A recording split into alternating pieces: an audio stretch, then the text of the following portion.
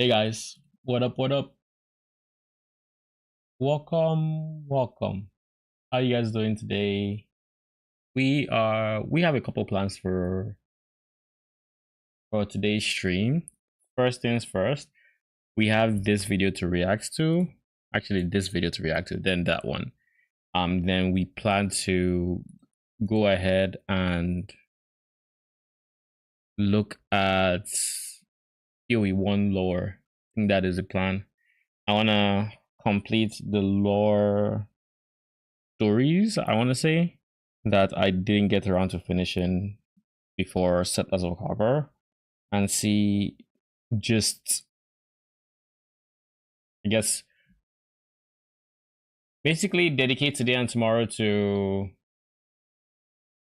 appreciating the story of Wraeclast, then also trying to put myself in a position where on launch I will have a more immersive experience, or I will understand what the fuck is going on, at least if I were to pay attention to the story at that point. So that's the plan. Let's see what PoE2's early access Twitch drops are, because I still haven't seen this.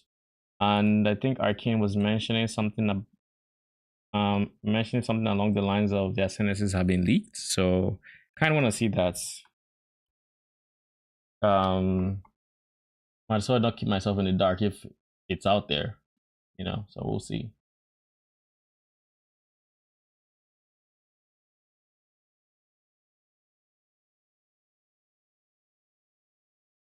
Anyways, let's watch this one and move on with the rest of what we have planned. Oh shit.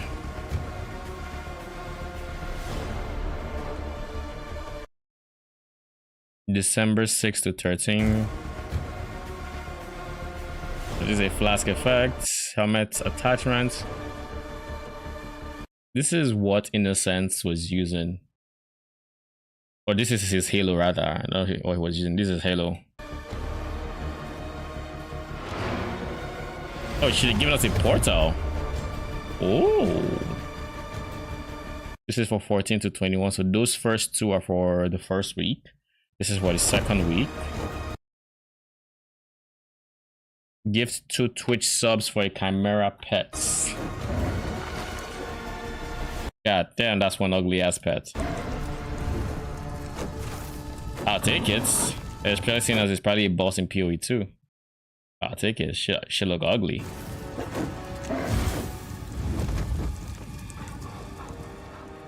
The fuck is its tail? Is that a Devourer?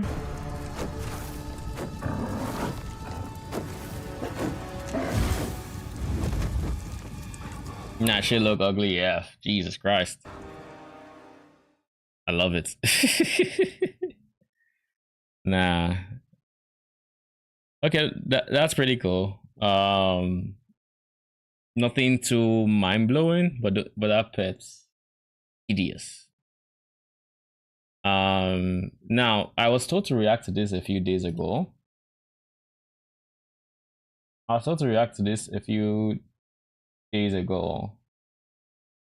So I will react to this, then it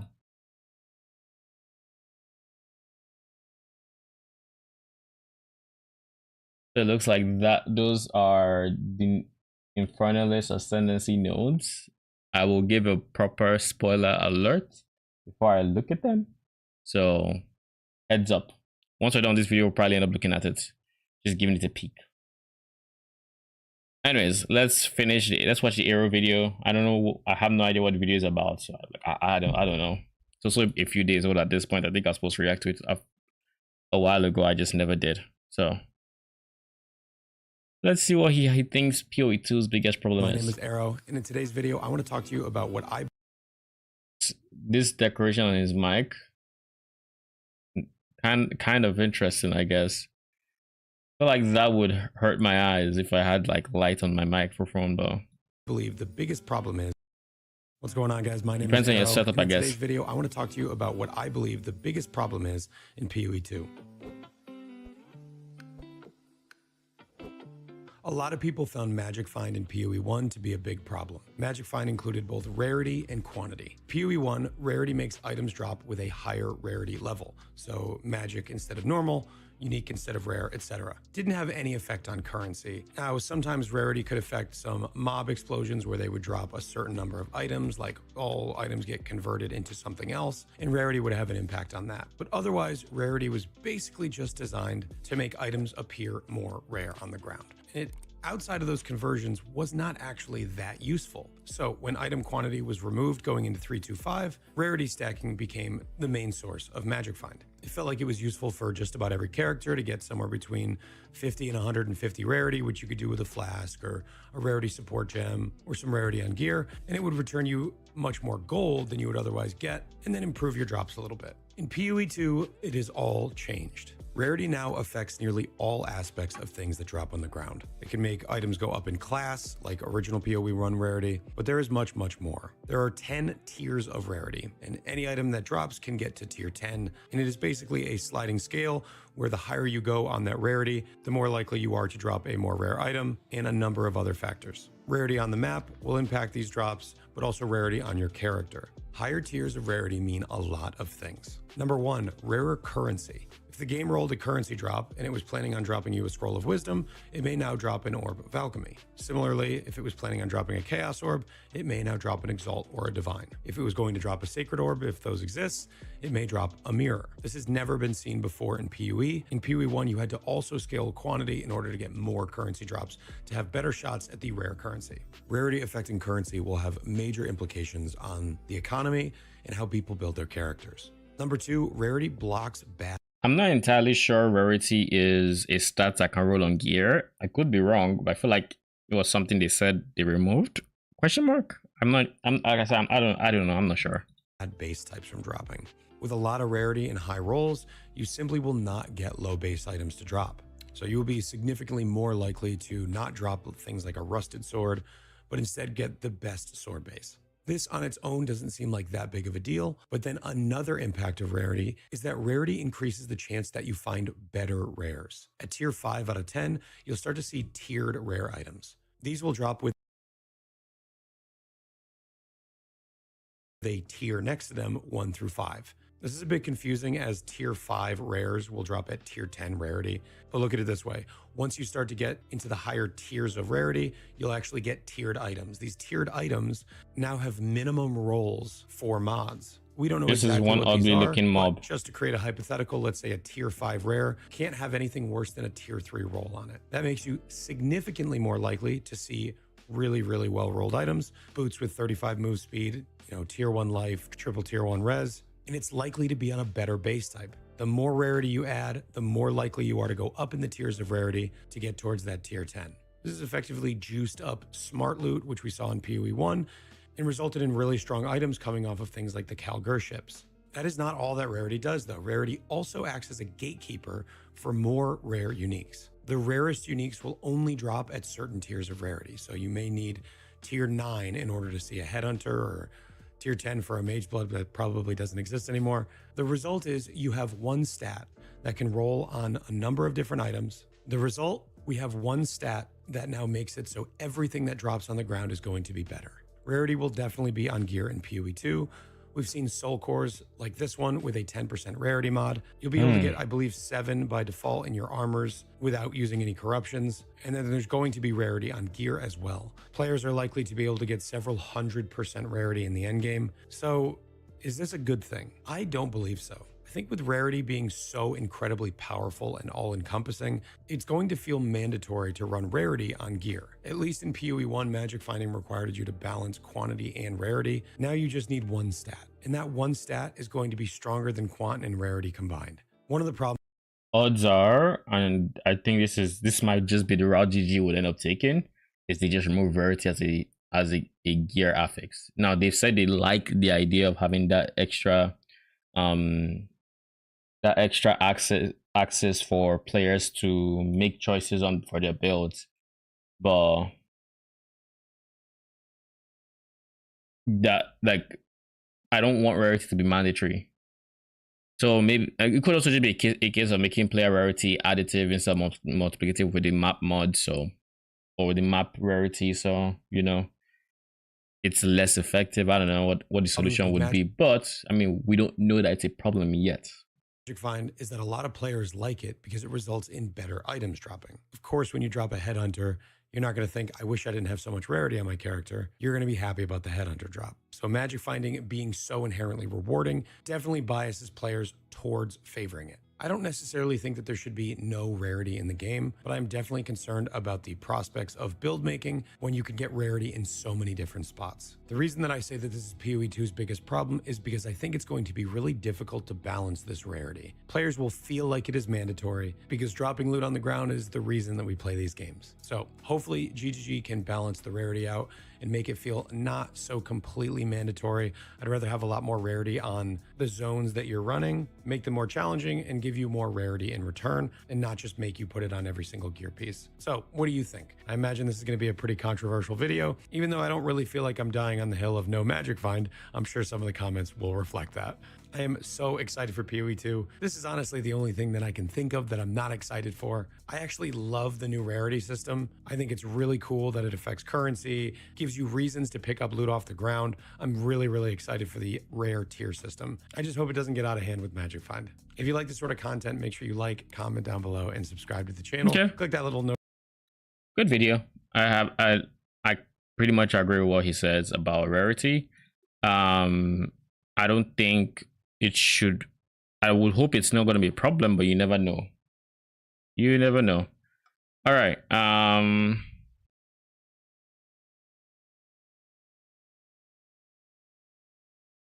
not going to engage with the leak. That whole leak situation doesn't concern me. Like I understand it, and Factual Life is Factual Life. I don't know what GG was thinking with giving them a copy, but it is what it is.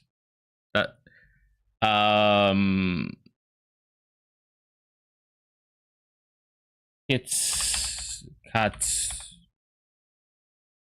Is it kitten cat poodle or what? Kitten cat noodle, that's the one.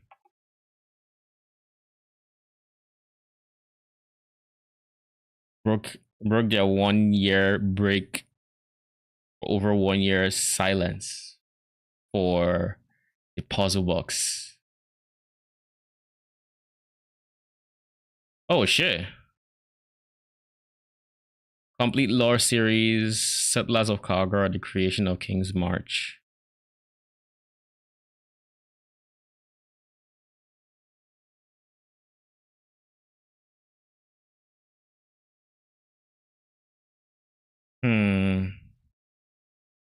So we have a few options we can go on here.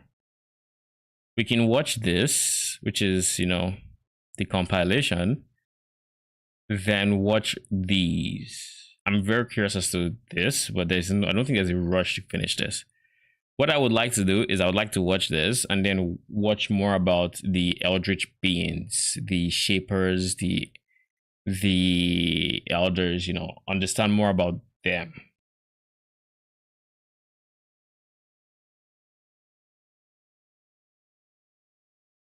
Yeah, I think that is what I'm interested in doing. So did we finish acts 1 through 5?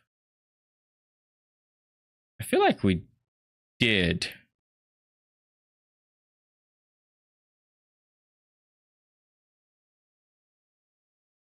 Gem that would connect him to all of his Gemling legion. This is why the majority of Gemlings turned into the Undying when Emperor Chittus was slain in 1334 during the Purity Rebellion. According to Malachi's own journals, the first time Malachi came in physical contact with the Virtue Gem, he began to have dreams where he spoke with the Beast. He called these dreams lessons cloaked in nightmare, and says these dreams are the source of all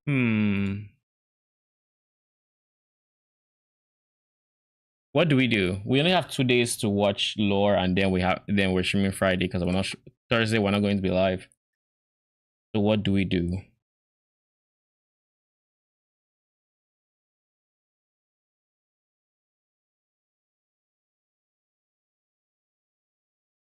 Honestly, I think I'm more interested in the end game. So the Conquerors of the Atlas, the Maven, Shaper, and then we probably figure out end game later. Or let's just see. We'll start with this one and see how we feel. Welcome back, Exile. It feels like there's just not enough time, which is ironic because I thought I would have too much to cover, or too little to cover before launch. But like now I'm starting the lore appreciation. I'm like, there's so many different stories to go through. Like, what do I pick? And decision paralysis is real. To another installment. Oh yeah, before we even get ahead, we have Infernalist nodes to check out. I just remembered. Spoiler alert. We are going to be looking at the Infernalist Ascendancy nodes now. You've been warned. Increased crit chance. Oh, that's OP. While not on this, all damage from you and your allies, from you and allies in your presence contribute to ignite chance. So they change Bring Out Flames wording so that it's not just minions, but everybody, including allies and maybe totems and stuff. Okay. There's increased spell damage. We don't care about that. Demon form. Maximum 10 demon flame. So this means your degen caps out at some point, is my assumption basically. Cold lightning and fizz. Well, cold lightning taken as fire, fizz taken as chaos. This is actually pretty good. It's a very good defensive node. And just having phase conversion in your ascendance is just kind of strong. Reserve 25% of life, +1 to max ES per 4 life. Isn't this...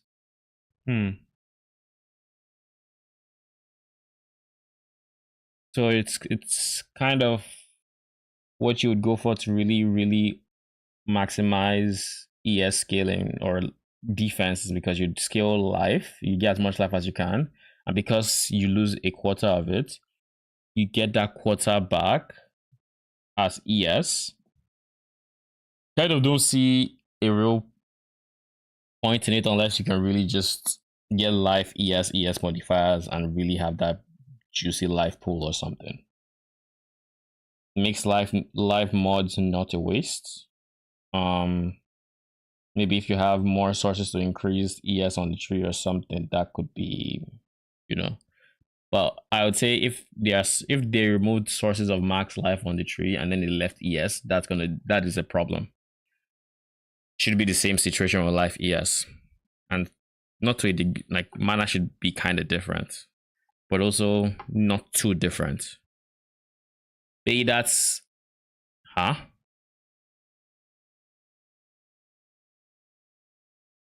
Oh shit! So this was actually facts.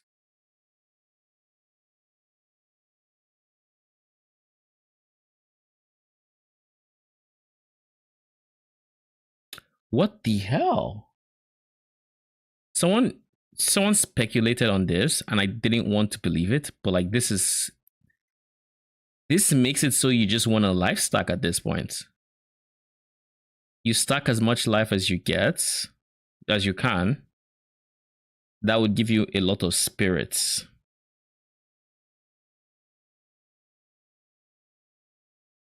So these are the 3 nodes that were very similar. Just bait that shit. So if I had to pick nodes you would get as a minion, this is a no-brainer.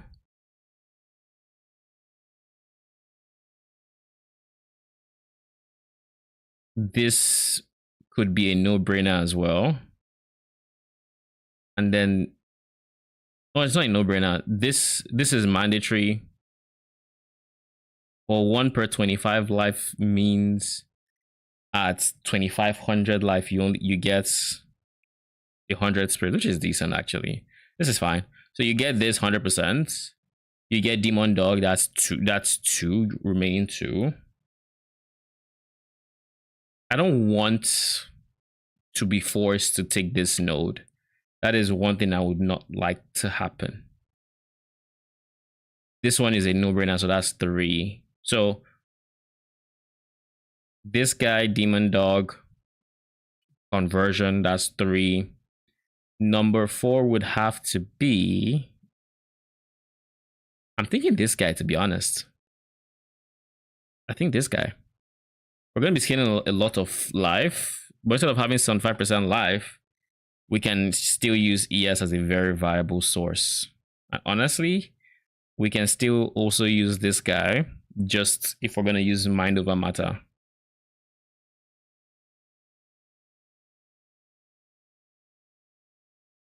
Like, this is wild.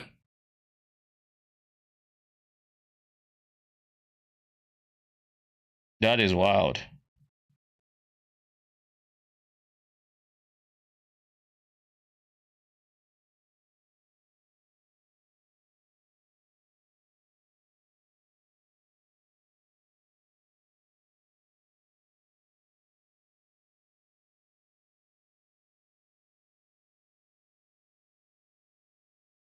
This is wild. Okay. So we have choices. We most definitely have choices. If I had to say, Demon Dog, 2 spirits, then what takes number 4? If we go mana stacking, then that would mean we are 100% going mind over matter and scaling mana as much as we can. But if we go ES, I guess we'll see what stats are there and then decide. Basically, that seems like the smart thing to do. That's what we're gonna do. Spoiler over. Now we need to watch the rest of the lore. Complete lore series. This video covers Act 6. Let's get started. At the end of Act 5, Sin saves us from Kitava and flies us to the docks of Oriath, where we meet a new character named Lily Roth. Lily Roth offers to sail us to Wraeclast to escape Oriath and Kitava. Lily takes us to Lionized Watch, where our adventure Look at how began. it used to look like. Lily Roth is a pirate, although she prefers the term nautical entrepreneur. She is the granddaughter of the infamous Nautical pirate entrepreneur. Wraeclast Roth. She has made a name for herself as well. The bandits Creighton, Alira, and Oak from Act 2 were all working with Lily to recover an ancient map when the 3 of them were caught and exiled to Wraeclast. Lily seems to know many of the characters we have previously met. She has quite the history with Tarklay from Act 1 and now Act 6. Tarklay and Lily Roth used to work together as smugglers and lovers. But Lily suspected that Tarklay was developing some deep feels, like wanting to settle down. Wait, what? Tarklay and Lily Roth, Tarklay was developing some deep feels, like wanting to settle down and have children. So, Lily left him tied up on Penance Quay to be captured. This is how Tarklay was exiled to Wraeclast. Bestel has never met Lily Roth, but he knows of her because he is a huge fan of pirates like Captain Fairgraves and Whalem Roth. Bestel is incredibly happy to see Whalem's granddaughter in Lionized Watch. Tarklay, not so much, but Nessa is nowhere to be seen. Even though we were thoroughly defeated by Kitava, Sin tells us that there is a way to destroy Kitava still. Since Sin created the beast, he has intimate knowledge of it, and claims that the beast still remains in some sliver of its former self. The beast's downfall was being connected to Malachi, who left remnants of his mortality in the form of organs. However, these ties to mortality through Malachi will now allow us to revive the beast. Malachi resurrected his 3 students, Chevron, Malagaro, and Doedre, to guard Malachi's organs. These 3 organs were represented in the Act 4 Malachi fight by the 3 bleeding hearts we destroyed. Now, Sin believes we can restore some of the beast's power, what had kept Kitava and the other gods at bay for centuries, by restoring these 3 hearts with 3 souls. It seems fitting that those 3 souls should be the same 3 who guarded the organs previously. Sin senses that Chevron's spirit has returned to the prison after the beast's death. Tarklay tells us he saw Nessa run out at night to the mudflats, and when he called to her, she did not respond. She was too quick to catch, but Tarklay followed her tracks until they simply vanished. Besides Nessa going missing, the fall of the beast seems to have worsened the situation for Lionized Watch.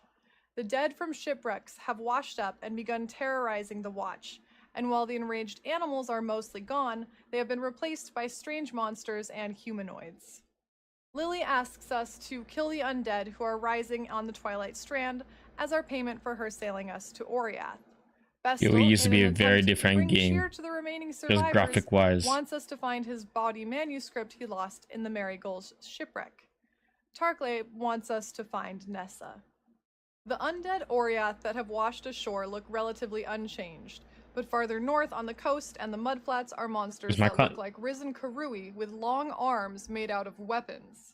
These monsters are called Tukahoma's scouts, warriors, or vanguards. Since the Karui god Kitava is alive, and Kitava's cultists run rampant in Oriath, it makes sense that other gods and their followers have risen as well. As we search for Nessa in the mudflats, we see a new gate blocking our way to an area called the Karui. Did we start from Act 1? Because I almost feel like I'm floating a little bit, where I don't quite remember getting to Act 5. Okay, I've decided. We're going to do the Eldritch cards, and then we're going to get as far as we can in the Act 1 through 10 afterwards, or after the fact. So let's start with the Atlas of Worlds. I think that is the one that I am most curious about. Siege of the Atlas. And that comes after the Atlas of Worlds. Oh, okay. The Pale Council.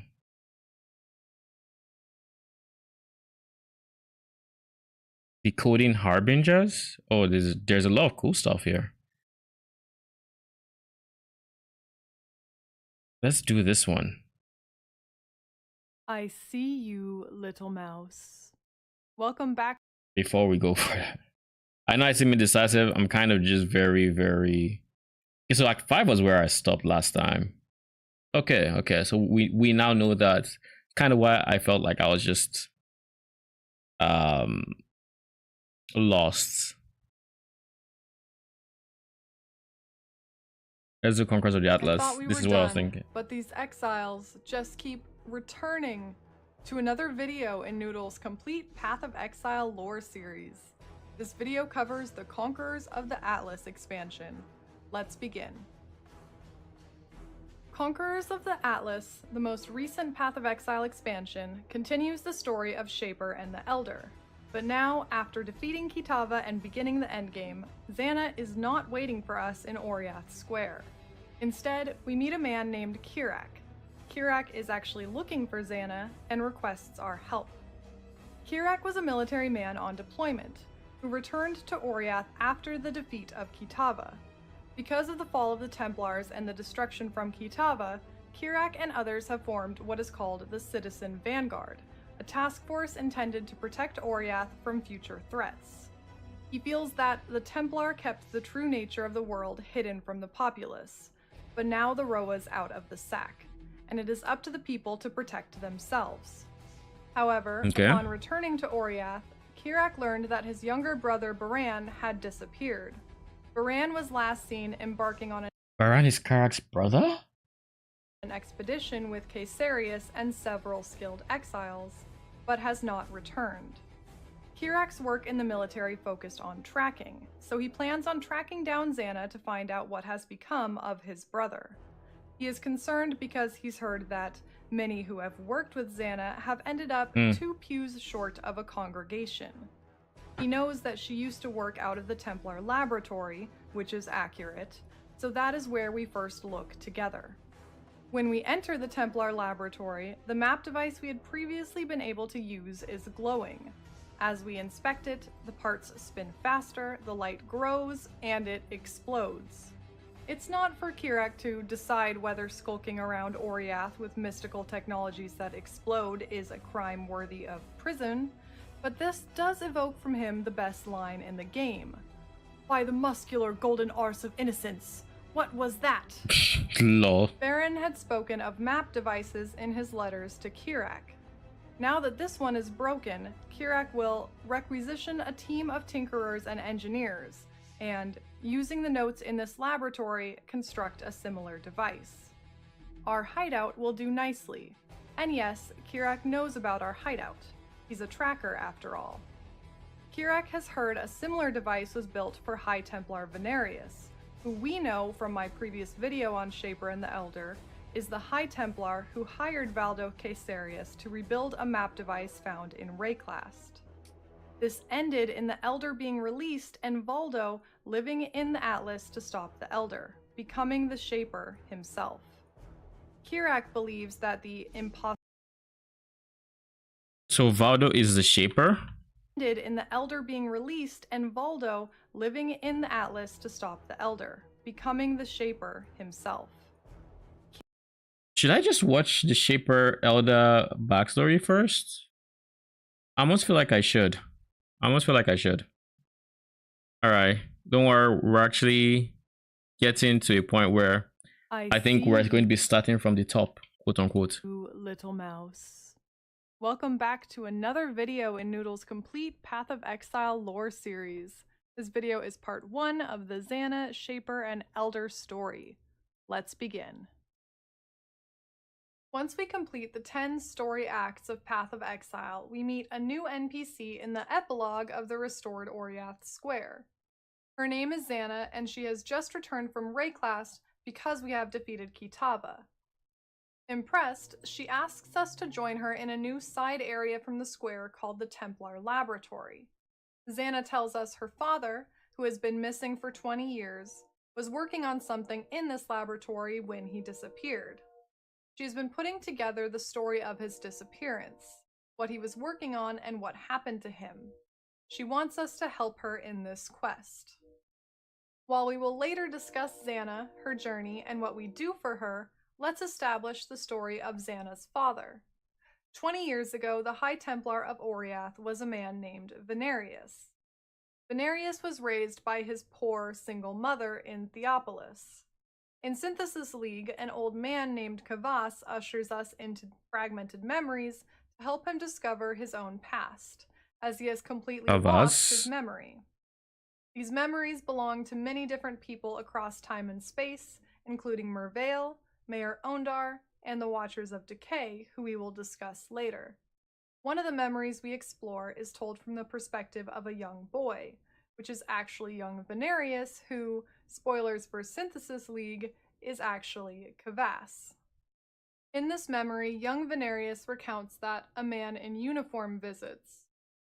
He is from the courts. He says the Templar have alms for widows like my mother, but she must collect in person.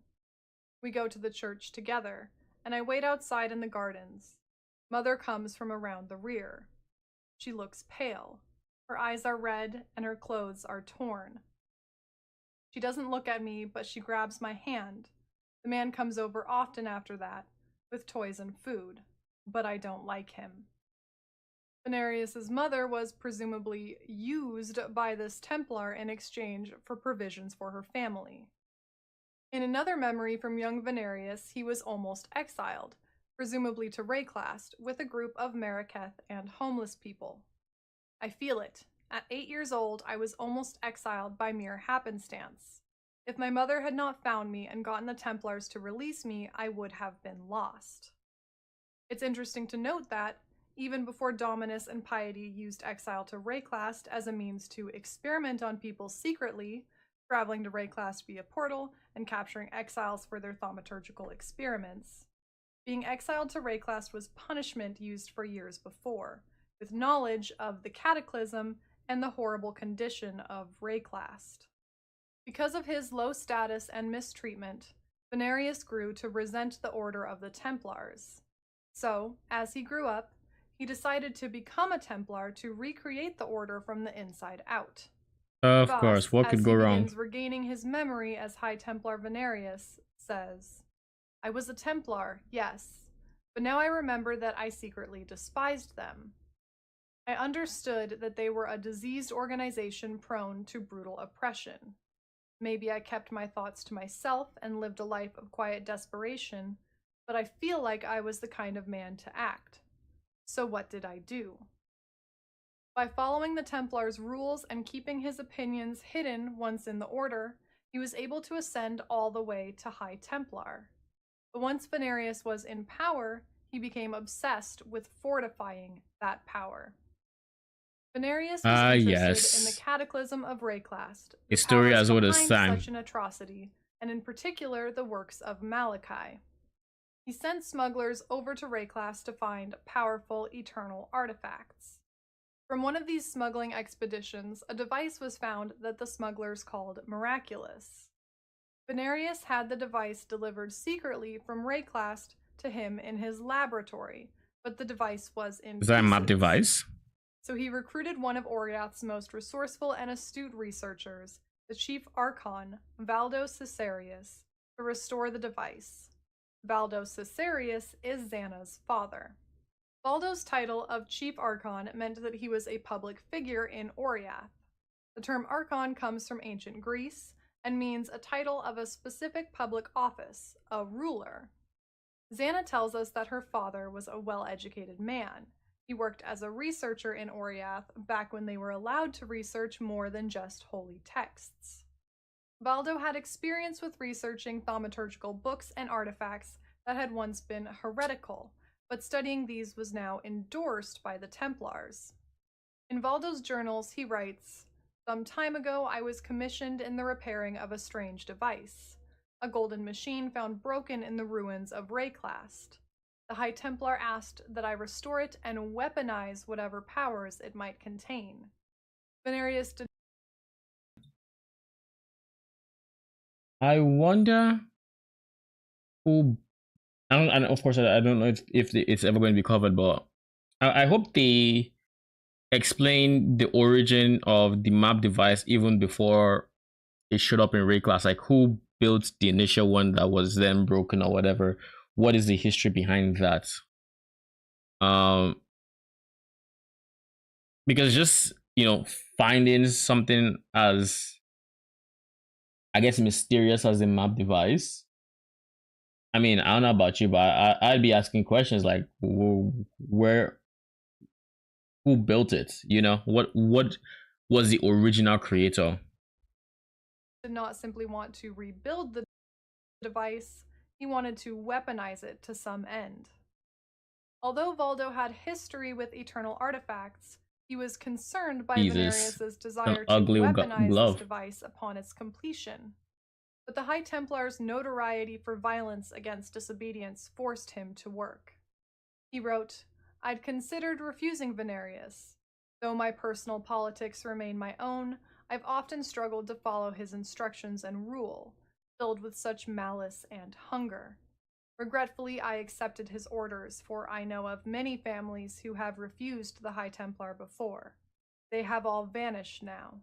High Templar Smart choice. Venarius, in his desire to transform the High Templars from the corrupt and useless institution he perceived them as, had swung the pendulum to being dominating, cruel, and power-hungry. Valdo Caesarius did not agree with Venarius's ideals, but he was left with no choice. So Valdo began reconstructing this miraculous device in the Templar laboratory in secret, only known to himself, Venarius and his highest court, and his daughter, Xana. As he began the repairs, he realized that something was different about the device. First, it began having effects on Xana. Though I saw it as mostly inconsequential at the time, it is worth noting my daughter, a quiet young thing of 5, suffered nightmares and tantrums unlike any I'd seen during those former weeks I spent working on the device. We know that thaumaturgy and the beast are intertwined, and the beast is often referred to as Nightmare. It can speak to people through dreams. There's a possibility that the events that are about to unfold are related to the nightmare itself. Hmm. The second thing Valdo noticed while repairing this device was that it was missing some essential piece. Just plain impending Valdo doom, I was think. unable to rebuild this relic, whatever it was. Though it seemed to be mostly functioning, something important appeared to be missing. Worse still, it seemed as if the part required didn't exist. Not in our reality, anyhow. The thing that made it tick, the thing that was mysteriously vacant, I could only conceive of in the half-baked imaginings of my own mind. In a way, Valdo himself was being influenced by the machine and possibly Nightmare, having visions of the missing piece that he could not fathom but could vaguely imagine. One day, after working long hours on this The machine is telling him how to fix it. mysterious That's how you know you shouldn't touch it, by the way. If it tells you how to fix it, it's a no-no. You don't touch it. You know, I think anybody, you don't have to be a genius to tell that. device, Valdo fell asleep at the base of it, and when he awoke, he was no longer in the Templar laboratory, but had been transported to a beautiful realm he refers to as the Dreamlands. Valdo's awakening in the Dreamlands is the beginning of his saga journaled in his Book of Memories. I'll explain later more about this Book of Memories, but they are 16 journal entries written by Valdo regarding his work on the Ease. device, these dreamlands he discovered, all the way up to his disappearance. As he begins exploring this beautiful and different land, he realizes he is being followed, but not by a man, by a shade, a whisper of embodied smoke, barely heard or seen amongst the vegetation. It rose and spoke to me not through language, but through thoughts and pictures, colors and emotions, bursting into my mind like water, billowing up through cracks in the earth. The shade welcomed me to its land and asked how it was that I arrived. This shade knew of the mysterious device Valdo had been working on and was interested in helping him repair it. The machine was a doorway between my world and the Dreamlands, I was told. The device had been lost, broken and torn apart by villains and thieves. The shade was overjoyed to hear it found and offered to help me rebuild that final missing part. You're So gonna the you're shade gonna had regret prior that. experience with this device to the extent of understanding how it worked well enough to help Valdo create the missing part, the power source like nothing in Valdo's world, that would allow the device to be used once more. The shade, although lacking a body, had powerful thaumaturgy and began teaching Valdo some of its thaumaturgical abilities. Its ability to communicate in a dreamlike way, via images and feelings, is reminiscent of the Beast and Nightmare, but it is something else entirely. Perhaps the Dreamlands itself had some more powerful connection to thaumaturgy. Maps we've seen before, like Malagaro's Sanctum, use thaumaturgy to open portals to different worlds by the power of Nightmare. Malachi was aware these maps were connected to Nightmare and thus thaumaturgy. Or maybe the Shade itself had such amazing powers of thaumaturgy that it was capable of doing and teaching these feats regardless. Either way, for weeks, Valdo would sleep by the device in the Templar laboratory each night, and in his sleep he would apprentice myself to the Shade, allowing it to teach me the ways of this strange place. I learned how to shape and build things from my imagination, forming them in thin air as if by some great thaumaturgical marvel. It was through this tempering of the mind that I, under its instructions, began rebuilding the missing component of the device. And most exciting of all, how to transport such phantasmagorical treasures back into the world of man. Phantasmagorical. With the What a Shade's word. instructions, Valdo would be able to create the power source for the device in the Dreamlands and transport it into the Templar laboratory in Oriath. High Templar Venarius checked in with Valdo regarding the progress of the device's restoration, eager to have this weapon finished. Valdo did not tell Venarius about his experience with the Dreamlands. He would lie and make excuses, so he could continue this mysterious research in secret.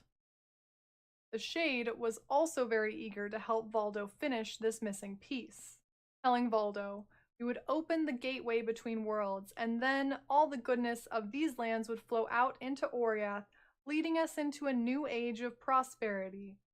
And for the Shade's help, all that the Shade asked of me was to return the favor when the time came." Finally, as the piece was completed, the Shade shared a secret with Valdo. The Shade shares with Valdo a vision of the past, how the Shade was once king of the Dreamlands. The Shade recounts that a sect of hateful men and women, the Watchers of Decay, rose up to destroy the Shade. Questing to control the land, these terrorists fashioned a powerful blade meant to divorce the king's spirit from his body and curse it to wander his former kingdom while his body blistered in stone. This is how the king became this disembodied shade. He is Hmm. the mind locked out of his body. Valdo feels pity for the shade, writing, I was mortified. How could people do such cruel things to this humble creature? And where were these villains now? Had they been the same ones whom had made off with the device? Had they been the ones who severed the connection between worlds and ruined its function? Oh, The you shade sweet urges summer Valdo to child. follow him deeper into the dreamlands to see the statue of his body. The shade led me deep into a dark forest and revealed to me in the depths of a forgotten cave a statue cast from black marble, pierced by what I assumed to be the very same sword from my visions. This sword is Wait, black known as marble? Starforge. Have I seen any black? The only instance I think I remember seeing anything black marble-esque is Essence in PoE 2. PoE 1? Nah, I don't think we've seen anything like that. Fun fact, there are 3 people in the Order of the Jinn, which Jun is a part of, that had a hand in getting Starforge to these dreamlands. Egrin was an Asmiri who was abandoned by his people due to his visions that inspired Tarkus Varuso to lead the Asmiri into the Val ruins, a journey which cost thousands their lives. Egrin forged Starforge, and his story is seen on Elder Scarabs. Chianga was a mutant. What is his story?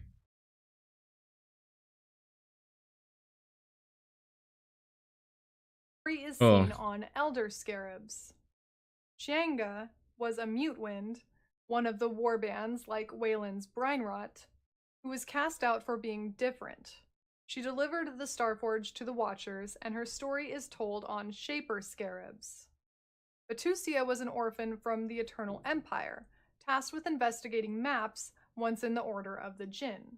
It's unclear if Batusia was male or female, but Batusia helped use the Starforge against the Shade and is seen on Cartography Scarabs, the Gilded Scarab reading, The Order of the Jinn survives because of your sacrifice, but will be forever wounded by your loss.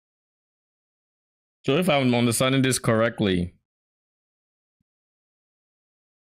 the events surrounding the Immortal Syndicates, actually no, not the Syndicate, because Syndicate are the bad guys.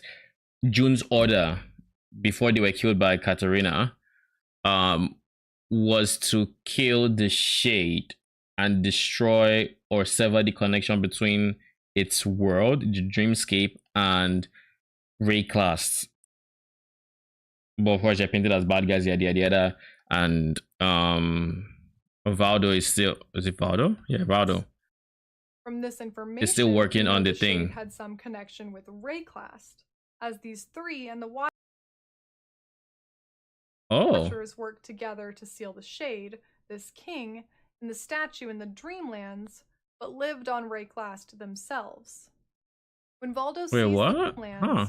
together to seal the Shade, this king, and the statue in the Dreamlands, but lived on Wraeclast themselves. So the Shade was When Valdo originally sees the statue of the Shade's body, he begins to have doubts. The effigy was frightening, utterly terrifying to behold. The creature it depicted, a violent and abhorrent thing, stood amidst an altar of ancient wood and bone. The being in the statue did not look human, but monstrous, creature-like. The Shade urged Valdo to pull the blade from the statue, to free him, to allow mind and body to reunite. While Valdo initially reached for the sword, he decided to ask the Shade more questions, and, at merely the suggestion of rebellion, the Shade flew into a fury. It flamed red, full of rage. of And though it could course not speak, show it its made true its colors. intentions very clear. Previously, the Shade had sent Valdo visions to teach and assist him, but now the Shade used its power of entering minds to terrify and threaten him. I felt my mind torn asunder as images of murder and mutilation were forced upon me. I was doing things, terrible things to the ones I loved, to my daughter." Baldo fled, running from the statue in the shade and hiding in a foxhole, until after a long time he eventually fell asleep and woke up in the Templar laboratory. Oh, Baldo we're ran to his done. daughter Xana after having experienced these horrible visions of harming her. Destroy the machine. And promised he would never ever let her go again. And for months, Baldo stopped working on the device, instead researching as much as he could about it and the shade. During these months of study, Baldo said that every day the slimed and poisoned tendrils of fear grip ever tighter into his flesh, making one wonder if the shade still had some access to his mind, or if this is just an aptly foreshadowing description of Baldo's mental turmoil. Eventually, Aramir, a scholar whom Baldo greatly admired, sent him a shipment of artifacts about the Watchers, I wanted more minion nodes. I haven't even gone through all the ascendancy nodes. I just went through the Inferno list. I do plan on checking them out after this video. So where did I see? I had the link here just a moment ago. Where is it? There. So I'll probably go through it after the video. But yeah, I don't think there are too many minion nodes on the ascendancy tree. We'll see just how few there are though. The shade out of its body with the Starforge. We have met Aramir, sent him a shipment of artifacts about the Watchers, the hateful men and women that had sealed the shade out of its body with the Starforge. We have met Aramir, who now lives amongst the Asmiri on Wraeclast. We know he worked with High Templar Venarius's successor, Dominus, to research thaumaturgical artifacts of the Val and other people of Wraeclast, so it is likely that Aramir and Valdo Caesarius have a history of working together. According to the artifacts sent by Aramir, the Watchers of Decay and the people of Wraeclast were terrorized by a being they called the Elder. This Elder was a creature of malignant madness, born of that oblivion from before time itself began. Once only an abstract expression, the Elder was given a physical form. The Elder is not a creature or a god, but some embodiment of evil that has existed forever. Oh shit. The Elder created this bauble, importantly not the device Valdo has been working with, to enter Wraeclast. It fashioned for itself a bauble of chaos and secret worlds to use as a kind of hunting ground. This bauble is undoubtedly the dreamlands I've uncovered. It seems that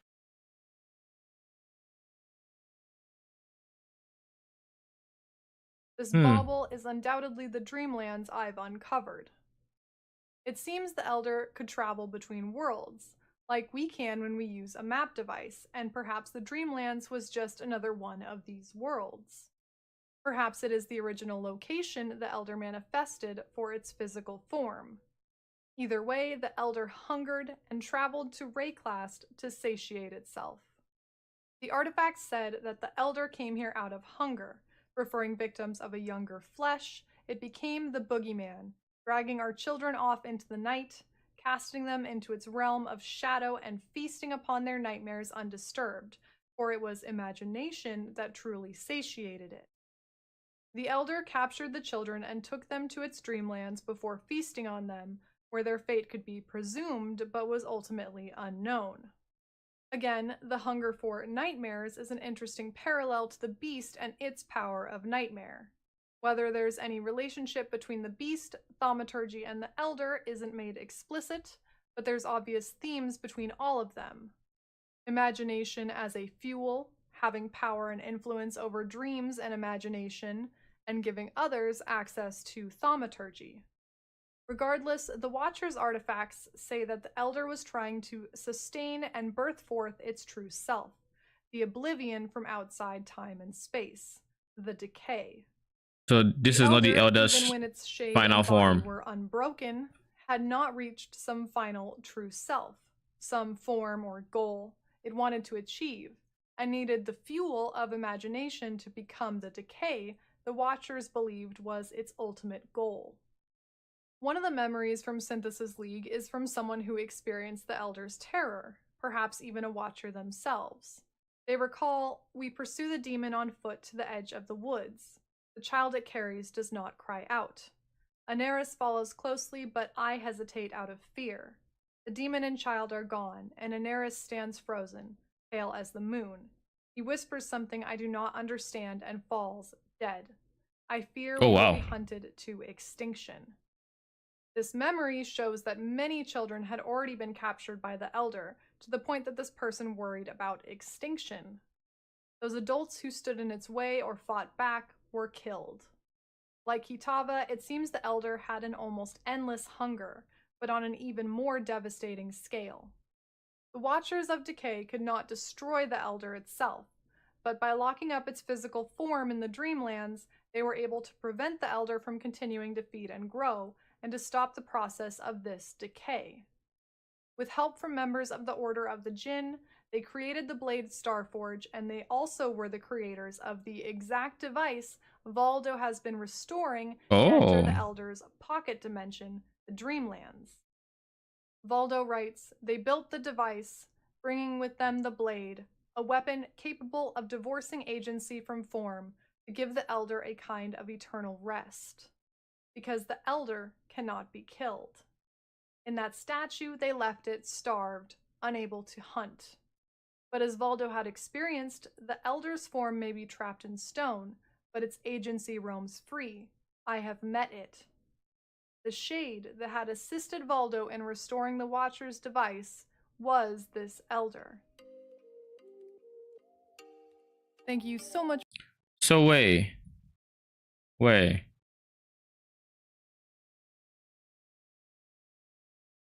So the elder we face is not body and soul, but just the soul question mark? Like the being we face in the fight in the end game is just his shade. And I'm assuming the world we fight in is this dream world, so to say. Either that or through the events of stuff that that is yet to come, he evolves past this. He basically gets freed from his statue prison, which I think is a more likely situation. Okay, let's see the spoilers. Into the Breach. We know about this one. I think we know about this one too. We know about this. Maybe this is new. We know about this. Interesting. Reduce darkness reservation duration. I wonder what the default duration is. Double. Cannot recharge ES. Mana leech effect also recovers ES. And it's instant. Oh shit. This is cool. For the builds that care about it, of course.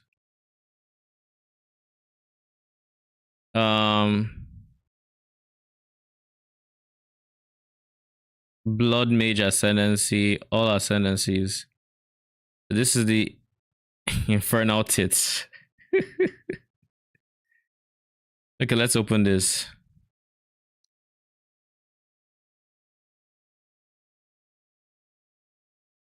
Gemlin Legionnaire. Let's see the Gemlin.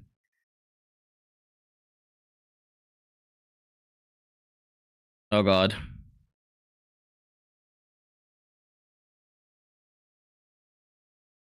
+1 level to all skills.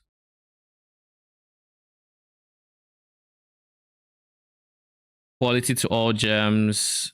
I kind of would have liked if this would scale, so like +1 level per 50 levels or some per I don't know, per X amount of levels you have, so it actually scaled. Same way maybe this one, but I mean getting just a free level is still nice. Quality, extra skill slots, inherent bonuses from these things are doubled. Less cost of skills, they have more attribute requirements. Cast 2 copies of the same. Oh shit, you can use 2 copies of the same support gems in different skills. Oh, this is quite the ascendancy. Yeah, this is quite the this is probably going to be one of the I don't think it's going to be underrated because it just sounds OP.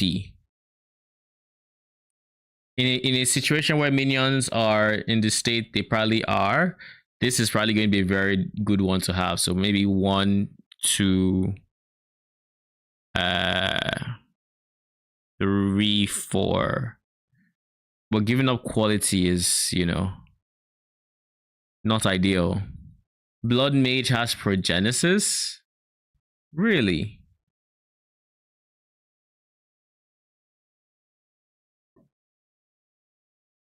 Remnants.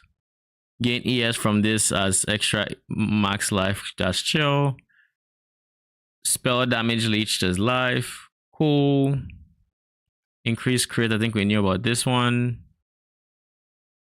Base crit for spells is 15%. Oh, that's kind of strong. Curses have infinite duration. Okay. This is whatever. 25. I mean, depends on what curses base duration is. If it's like 2 seconds, then sure it's strong, but otherwise. Is this Karn? Who is this? 25% of life loss from damaging hits occur over 4 seconds instead. Oh, I see. Progenesis. Oh shit. That's pretty strong. This is 7, so that's this. And it leads into 2. Gain this as extra physical damage. Elemental damage can inflict bleeding. Oh, so you can go for an elemental bleed build.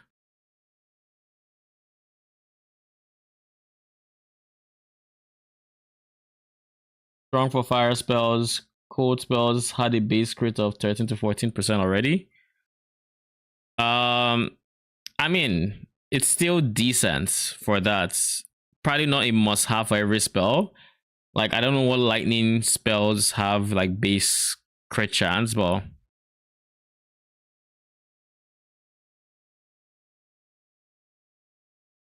blood orbs on crits. Is that a new functionality, or is this am I missing something? I assume it's a new functionality. Do you send it? It's completely up to you. Let's see the Chronomancer because I'm curious. Temporal Rift, same as PoE1. Time Snap resets cooldown. Time Freeze locks enemies in place.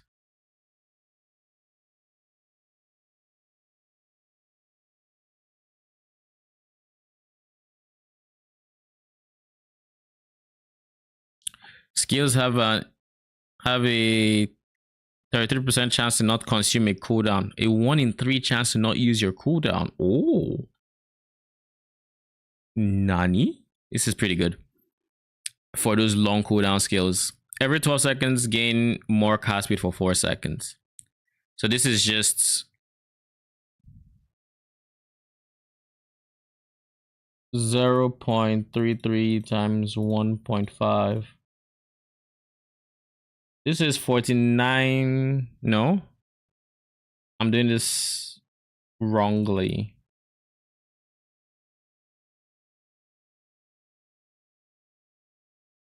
This is 16.5% more cast speed on average. 16.5% more. So it's a decent one if you really want to spam spells.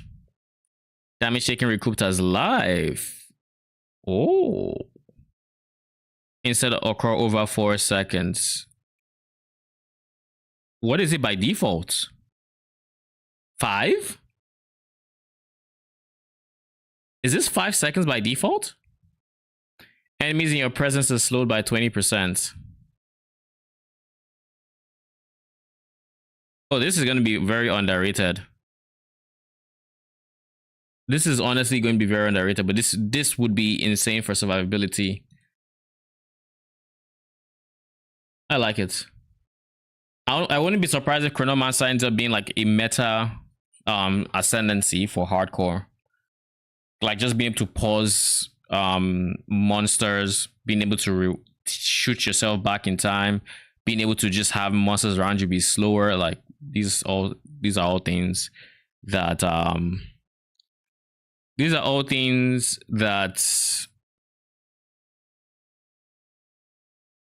what do you call it? They're hardcore ones. And I know you weren't here when I saw this, but basically what I think is going to be the meta for minions will be conversion, demon dog, wherever it is. Where's demon dog?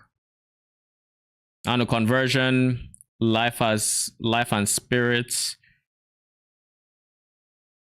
Oh shit, you know, I didn't click that button before. So I didn't realize I hadn't seen demon dog. Okay, so demon dog, life as spirits, conversion, and we skip this. Probably skip this unless you're going for a fire build.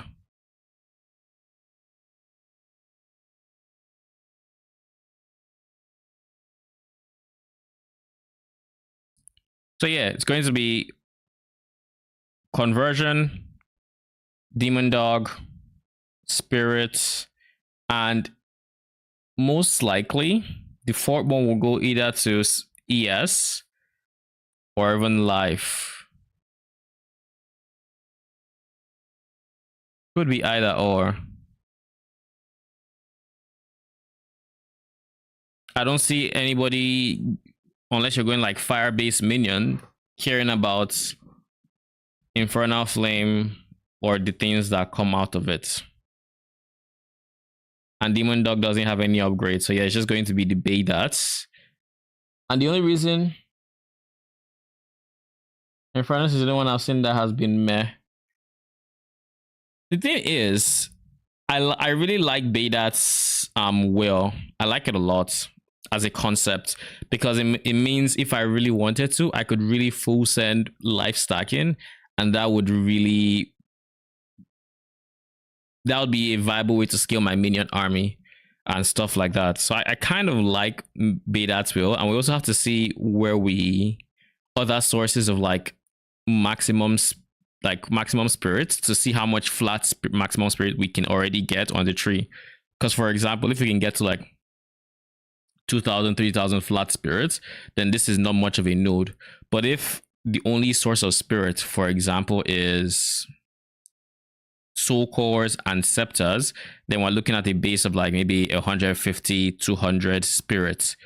And to have that coupled with this would and this is of course in a universe where the main source of our spirit scaling is through increased spirit modifiers, then this becomes a whole lot more valuable, because if we can get a plus 100 flat going through everything else, we might actually like increase our spirit by like 33% or something. So it depends on the state of spirit as of when we play with it. But like this, I like this node a lot. The others were whatever. Like in terms of minions, this is okay. It's not fun, but it's a strong node.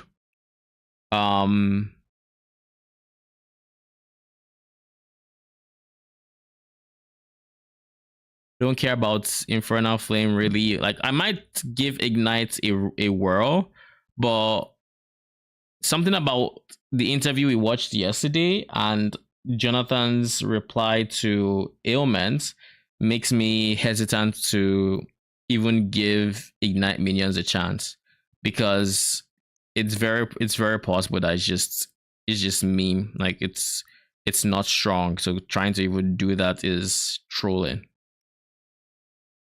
But hey, we wouldn't know. So if you life stack, you go for spirits. I don't know how I feel about Baydats hand. Gaze is okay because you can go mind over matter and really push your mana bar this way, and you wouldn't care about the reservation. But the ES part, you're literally giving up for every 4 life you get 1 ES, which is essentially the 25% life you're reserving. So unless you have like insane increases to like ES already and stuff like that, it just does it make sense to reserve 25% of your life to get that 25% back as ES? Or maybe for situations where your ES is directly linked to your damage, for ES stackers and whatnot, maybe Beidad's hand makes more sense. But from a purely defensive point of view, you don't get much by going Beidad's hand. So yeah, it's mostly Beidad's Will, Conversion, Demon Dog, and something else. I think maybe we'll go Infernal Flame just so we don't care about mana. I don't know what else. Because literally, what else are we gonna get? This is this is okay since it's gain damage as fire damage, but if we're not scaling fire, then who cares? And you have to spec into Pyromantic Pact to get to that node, I assume. What else is there? Maybe, and here's the thoughts. Maybe instead of going for a fourth one, you just spec into 3% increase life. So you just go 1, 2. Like you basically you pick 1, then your next 2 points you go here if you have anything better to get. Holy. Yeah, there's just nothing. There's genuinely just nothing. So yeah, it's going to be Conversion, Spirits, Demon Dog, maybe Infernal Flame so we don't care about mana. That's about it. Yeah, that's probably going to end up being the 4. So in the Ascendancy, that's the minion players would probably want to use. We don't get enough support for minions for non-fire minions we don't get enough support from non-fire minions to actually fully scale our minions. So let's see if there are other classes that could be interesting. Trigger elementals, like for the Gemlin Legionnaire, that class already has more than 4 that I can see being very good on minions. So if not for its starting location, it would really be a top-notch first ascendancy. Elemental Storm on crits. All damage contributes to shock chance. Elemental Storm has cooldown recovery rate, so it's always available. Oh. Well, this is more, so not always available. It's just off cooldown a whole lot more. Exposure you inflict lowers the affected resistance by an additional 20%. So it's kind of like Elementalist. Arcane Surge. Targets can be affected by 2 of your chills at the same time. Your chills reduce action speed by a maximum of 35%. Less magnitude of shield you inflict. Oh. That's kind of nice. Elemental Storm. It's a Fizz spell. Oh. Fizz converted to fire, cold, or lightning damage. Cannot deal crits. Storm duration is whatever. Cooldown is 5 seconds. So with the... I assume this is 150% more.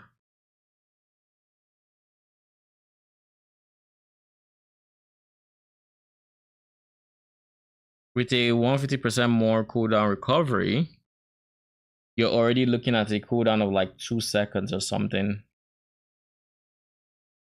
Not bad. Arcane Surge leaks look insane. It's flat mana. Oh, and percent regen as well. We have no flat mana regen base in PoE1. Oh, I'm aware of that. Well, that's kind of nice. Elemental damage taking recoups as well. Mana stacking for Arcane Surge. But yeah, some we were looking pretty decent.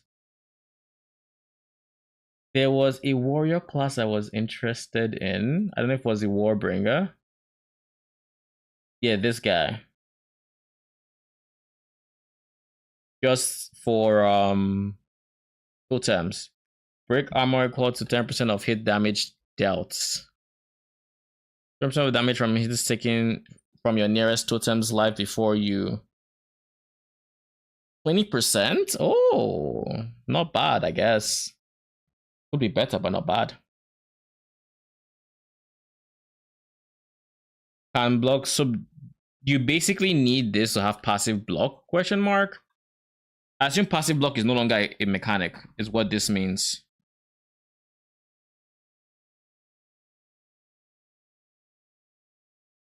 I assume that's what this means. Can break armor to below 0. Its strength would rely on if totems can actually do stuff like this. Because in PoE 1, this would be a no-brainer that affects totems, but I think they've also made it so totems work differently. So this might not work with totems, or it might. We don't know. No passive block is in the game, both passive and active, because attack and spell block are merged now.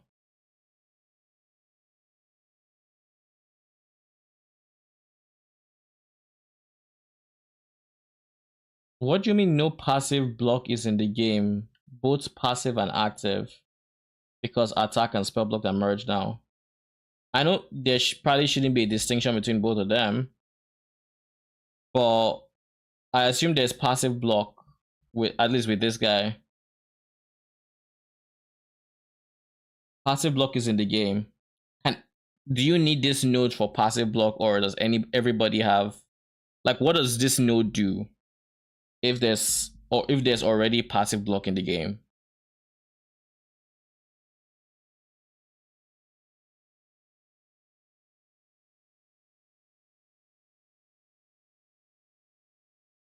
It's on the tree. I guess we just have to figure out how block works, because like right now we have zero idea.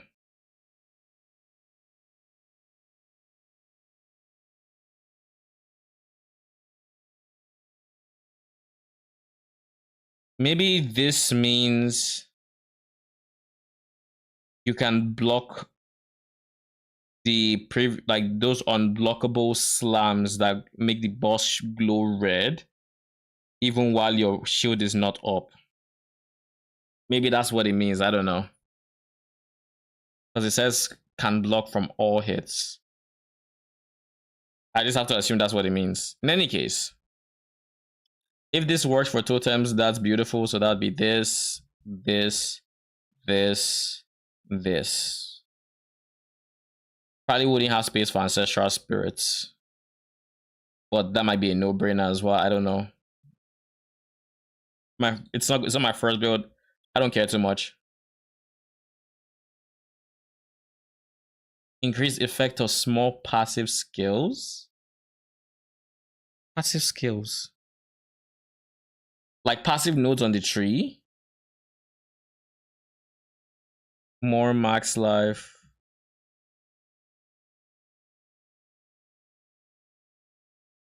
We knew about more max life.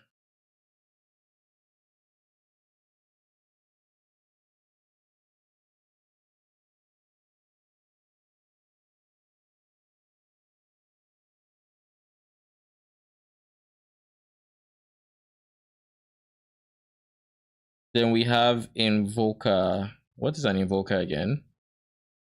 Oh, that's the avatar form. Oh yeah, this node is pretty nice.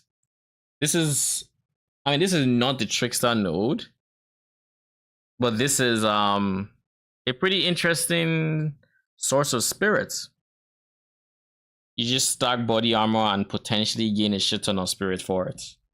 I mean, if you can get over 100 spirits, I think it's, or almost, I guess, if you can get up to potentially 200 spirits from it, it might be nothing but profit, seeing as a scepter should be able to get up to 200 spirits with its local increased spirit modifier. I don't know how high it actually gets, but I know it can get up to like the 90% of increased spirits. So maybe it can get even higher than that. Could be. Oh shit. Oh no, this node is insane. This node is actually broken. The fuck? Well, it's not broken, but like it's insanely strong. Scale evasion to the moon. Meta skills gain 35% more energy. What is energy? The fuck? Oh, that's what triggers the cast on ignites and all the others. Vertical hits ignore non-negative enemy monster elemental resistances. So you don't need to care about res or pen or curses, or I should say resistance reducing curses specifically. Elemental expression. Trigger elemental expression on melee crit. The fuck is elemental expression? It doesn't say anywhere what elemental expression is. Okay, cool. We have chunk. Why do they call it chunk? Acolyte is that a nickname for Acolyte of Chayula? Like I know that's the name of the ascendancy, but like chunk? Who calls it chunk?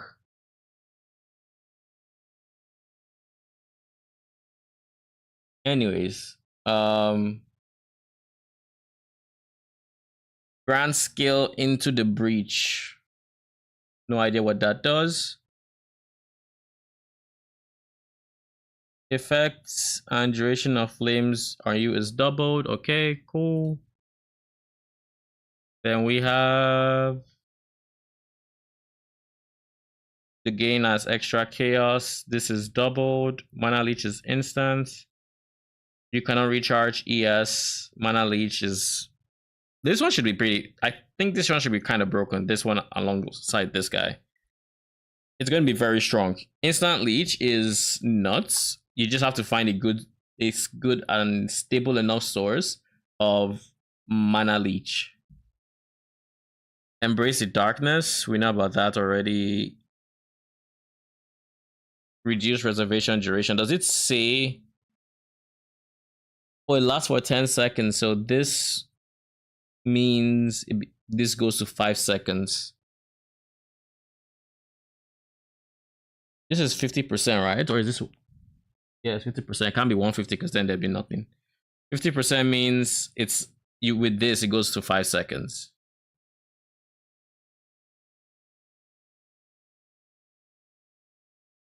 So you get this.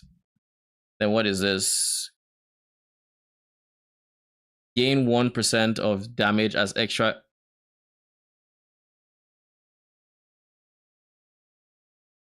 Jared's on for some sweet deadlock. Lol.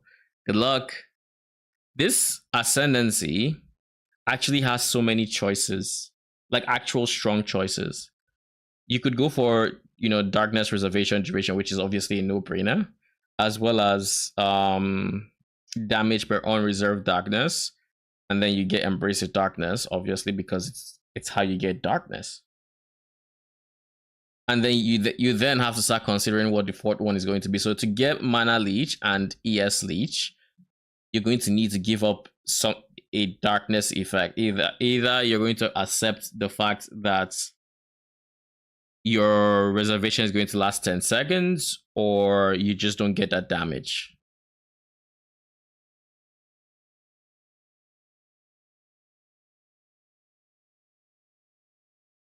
Yeah, no, Acolyte of Chayula has some really, really strong nodes. Though we don't know what Into the Breach does, she has some really strong nodes.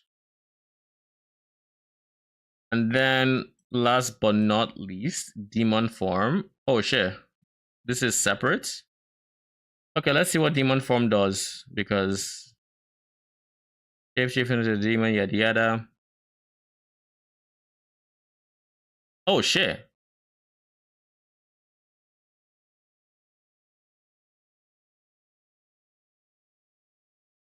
So, +4 to level of all spell skills while in demon form.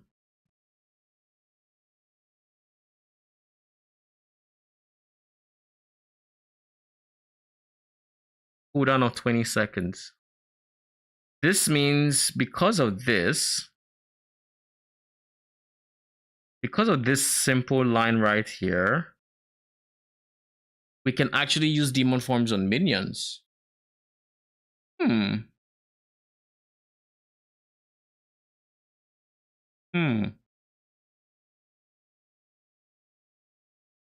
Okay, this changes quite a bit. So now if I go back to Infernal Tits, as it was spelt like there, and I use demon form as a node 2 gets, then that'd be demon form. We would have to get maximum 10 demon flame.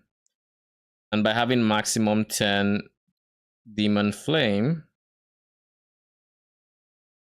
we are capping our degen to 10% of life per second. So if we can counter that, we would always have this +4. And having +4 to all spells, and minion skills are typically spells. At least I think they are. Let's confirm real quick. Let's just confirm.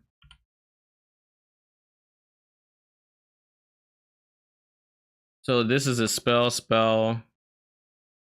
It doesn't have the spell tag. I'm not seeing the spell tag. It has the persistent tag, but not spell. Oh, I mean, if that is the case, then yeah, we don't bother with this, which means we're back to square one. We don't bother with demon form, so we just worry about spirits, maybe infernal flame, demon dog, conversion, stuff like that. What is altered flesh? So this is 1, 2, 3, 4, 5, 6, 7, 8. So number 8 is altered flesh. So this. And what is number 6? 1, 2, 3, 4, 5, 6. Okay, no, something is I don't understand its numbering convention.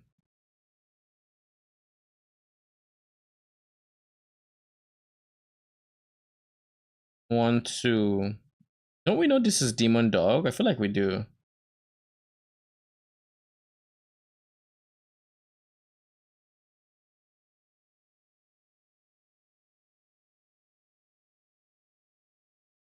Two, three, four, like.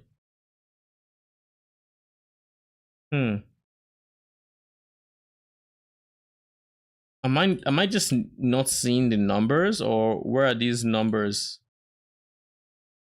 Either way, I guess we just won't know the positioning until Friday.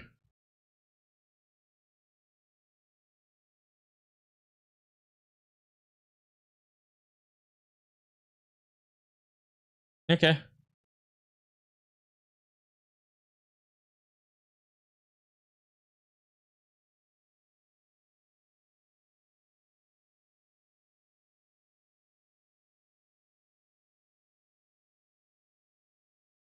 All right. I think that about covers it. We can go back to finding out about. I want to say we're going to look at the Shaper next. Shaper and Elder story. So let's see that. Then we're going to go to the Conquerors of the Atlas. We're going to try to finish the Conquerors of the Atlas today. The Ascendancy, yes, that was for the Witch. The last one, the Infernalist specifically. Well, all the Ascendancies are basically there, pretty much. Let me see. So this is the Blood Mage and the Infernalists are the Witch Ascendancy. So they're both here. This is what the Blood Mage looks like, and this is what the Infernalist looks like. A bit disappointed myself about the Infernalist nodes in regards to minion synergies. And honestly, I'll post the link in case you're interested. And honestly, what do you call it? aside from the Gemlin Legionnaire, there really weren't too many ascendancies I would consider for a pure minion build. So the fact that the one that I was hoping would be really strong for minions, it turns out to be like, don't get me wrong, it's good in its own right, but because it's the Infernalist, it's geared towards flame or fire scaling. So if you're not scaling fire, then you just don't have as many minion nodes as you might want. But it is what it is. It's unfortunate, but oh well. All right, we have this video to watch and the lore video on Conquerors of the Atlas. Welcome to the Crucible of Creation and another video in Noodle's complete Path of Exile lore series. This video is part 2 covering Xana, Shaper, and the Elder. Let's begin. After his experience in the Elder's Dreamlands, Valdo decided he must use his new knowledge, both of the Elder's history and its thaumaturgy, to find a way to end this unholy Elder. He begins working on his own map device that would be more than the device for traveling between the world of Wraeclast and Oriath and the Dreamlands, but would open many different worlds. Valdo wanted to exile the Elder to aimless wandering between different worlds to make it impossible for the Elder to terrorize and bleed dry just one land. With the renewed anger of the Elder, this shade on Valdo's mind, he began toiling on this new device to save our world from the Elder's influence. This new map device Valdo envisioned is like the ones we eventually end up using 20 years later, but Valdo was never able to complete his. Unfortunately, Valdo had taken too much time, and High Templar Venarius became tired of waiting for results. Valdo had kept his ventures to the Dreamlands secret, feigning ignorance regarding the Watcher's device, and hiding his work on his own new device. Venarius and some of his guards surprise Valdo in the laboratory, tossing his machine to the ground and destroying much of his research. Valdo is taken to the Theopolis prison for not... So, the logical reaction to thinking someone who is working on something that would give you power or is taking too much time, the logical reaction is then to destroy what they have done so far when you imprison them? Question mark? Like, I get it. You know, taking too much time, yada yada. You had your chance, blah blah blah. Would you not just leave the work as is, so and then get someone else to work on it, so they decide if it's garbage or not? Like, I don't know. I don't know. Completing Venarius's task. A guard in the prison allows Valdo to continue his journals, this book of memories we are able to reference. As Valdo waits for the impending punishment from High Templar Venarius, he laments that he cannot stop the Elder from his cell, saying, "Only I can save us from this blasphemy that has fallen upon Oriath."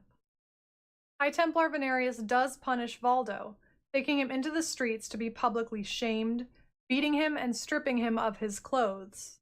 When Valdo Caesarius is close to death, Venarius brings him aside and demands to know what Valdo was doing, and why he failed his initial task of rebuilding the device brought from Wraeclast. Valdo, in desperation, tries to explain to Venarius what happened, traveling to the Dreamlands, meeting the Elder, realizing what it was and what would happen if it was free, in an attempt to appeal to his better nature and persuade Venarius to help save Oriath from this impending decay.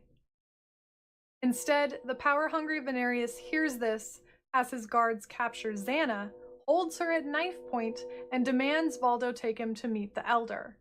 Knowing Venarius would not hesitate to kill his daughter, Valdo is forced to bring Venarius to the Dreamland.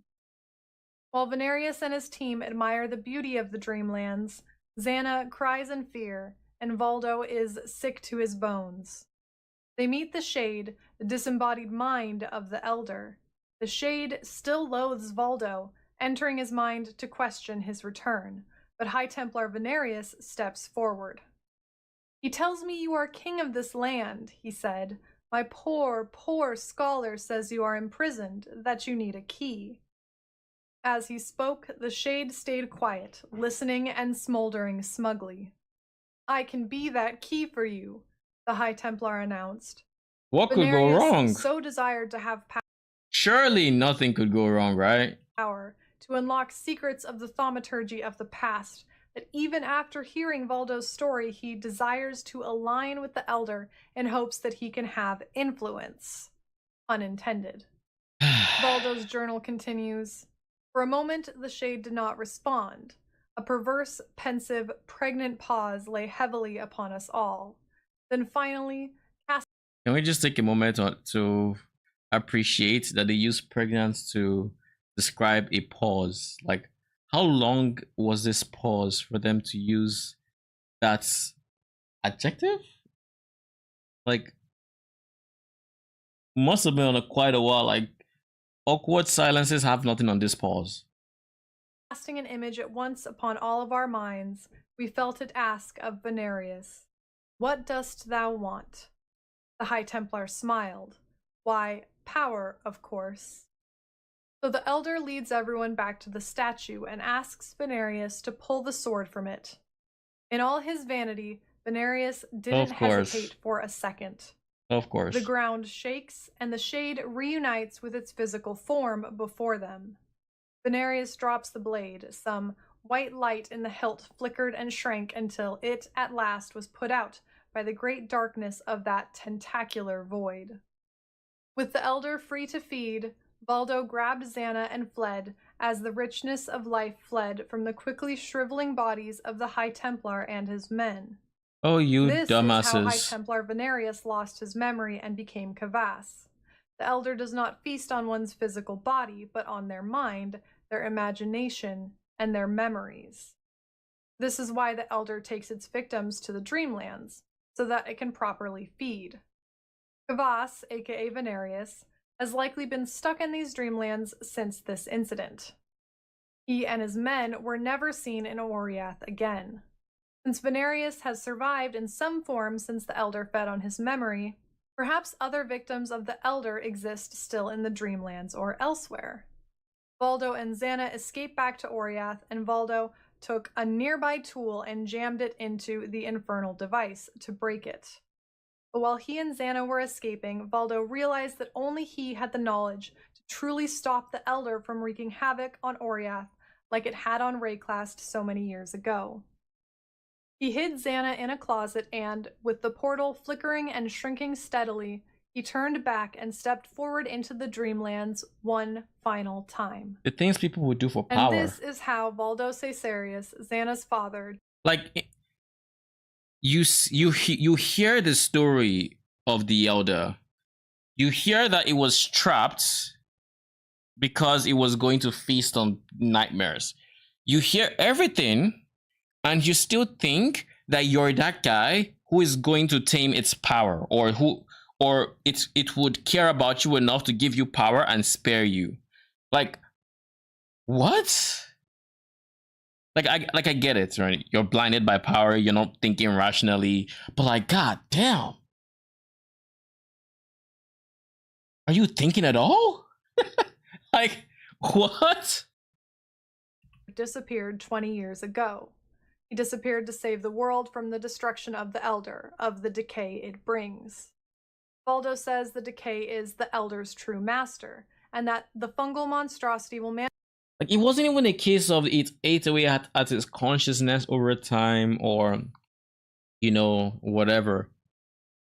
This is just Venarius being Venarius. Like, my guy was just there power hungry, and he was that power hungry. Like, it didn't eat away at his cognitive senses. You know, he was fully there to the person.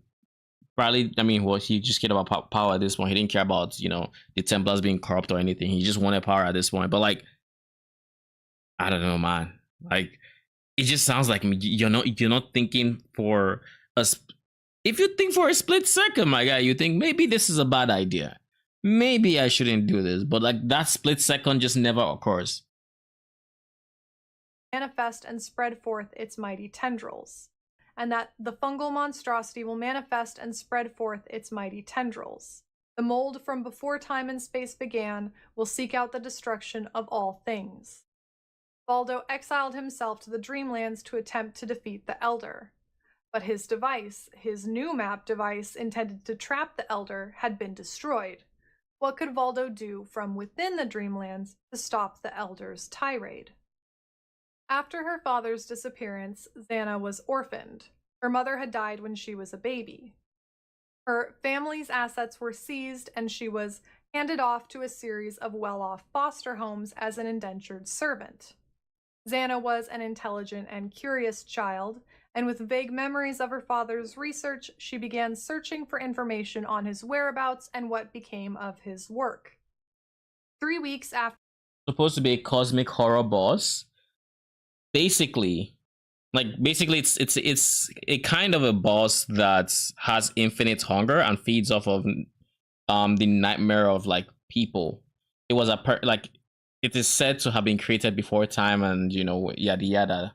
It is that guy. Like that is what we know of the background of the Elder, right? And then for some reason this human person thinks for some it's basically Cthulhu of the of this world, right? And it's basically Cthulhu. Like that's the tale there of what the Elder is. And he just basically freed from a prison that humans past had imprisoned it with in an alternate world, basically. And because he had freed it there, it would eventually find its way to Earth or to Wraeclast. So now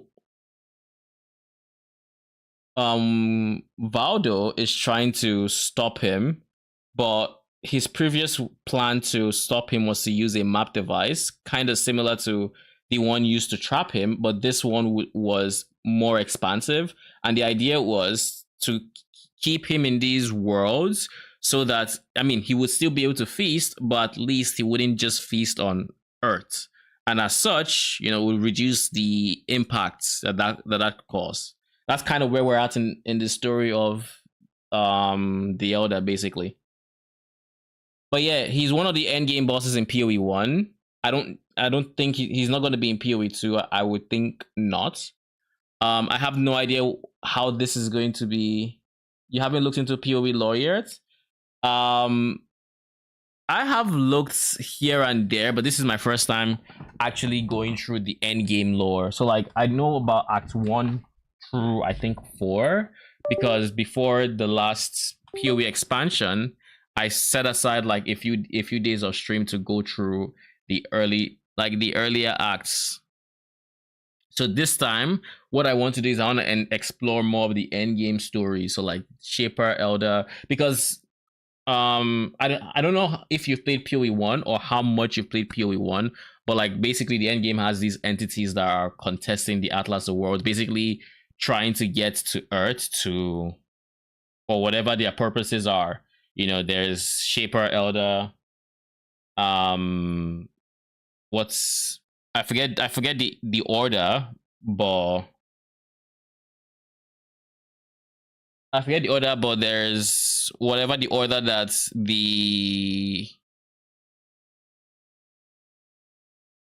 what is his name? Exarch belongs to. Oh, you've only played till Act 2. Are you gonna check out PoE 2? I assume you are. Yeah, so basically by the end of campaign in PoE 2, in PoE 1, you essentially are killing gods, and then you start exploring this infinite dimensions of like, I don't know how to explain, but like an infinite amount of worlds accessible through a map device. You put a map in, it takes you to this space and time, and then you try to resolve whatever's going on there. I don't know the lore behind why you're just going to kill stuff. I just know you kill stuff, right? So going through the lore is kind of understanding why. And of course, if you watch the PoE2 reveal, maps are kind of like what that Waystone system that they talked about are. So this is just the backstory of like those pinnacle bosses in PoE1. Now they did say in PoE2 that they didn't want those extra dimensional creatures yet. We're not going to space yet. Let's focus on the bosses, in our vicinity type deal. That said, we actually do not have an idea the scope of which the final end game, like pinnacle boss of PoE2's early access is going to be. Like that pinnacle boss, we have no idea. It could be something on the scale of like the Maven, the Elder, the Shaper, all these, I want to call them primordial beings on orders and whatnot. Or it could just be because I would think it's like a primordial force that has been on Earth, because it is currently sealed in a tower. I don't think the tower is going to teleport you anywhere. And so, like, unlike PoE1, you're not facing these space beings trying to basically feed off of the Earth or harvest it for resources or whatever. It's going to be something sinister that was locked inside that menacing tower. That is what I think. That's what I think. After Venarius's disappearance, Dominus became the new High Templar. But because of Valdo and Venarius's secrecy, the circumstances of their disappearances were unknown, at least publicly. Xana found some of her father's notes in the attic of their family home, but not the... I started playing PoE 2 years ago, so I never got to interact with Xana as an NPC, but she is very beloved in the community. People miss her for some reason. So like I'm also curious as to why that is, or how much interaction the player base was able to have. I guess maybe with her lore, just with her in general, before the rework of the endgame, and she stopped being an interactable NPC. She still helps you in like a fight against the Shaper and Elder. She helps you in those fights, but that's because she's a part of those fights. And apparently her father, Valdo, becomes the Shaper, one of these beings, probably in an attempt to stop the Elder. He gets corrupted or something. We're gonna find out. I don't know yet. I don't know. But he's the Shaper in any case. The journal we know as the Book of Memories. His notes covered many subjects, but Xana was particularly fascinated with his research on maps. She knew that her father was lost in some world once the Watcher's device he'd been working on was destroyed. In the Templar laboratory, he would bring her to sometimes as he worked. Valdo had been taking notes on his own new device, and that is what Xana focused on. She says, "I spent my whole life trying to track down its pieces and repair his machine.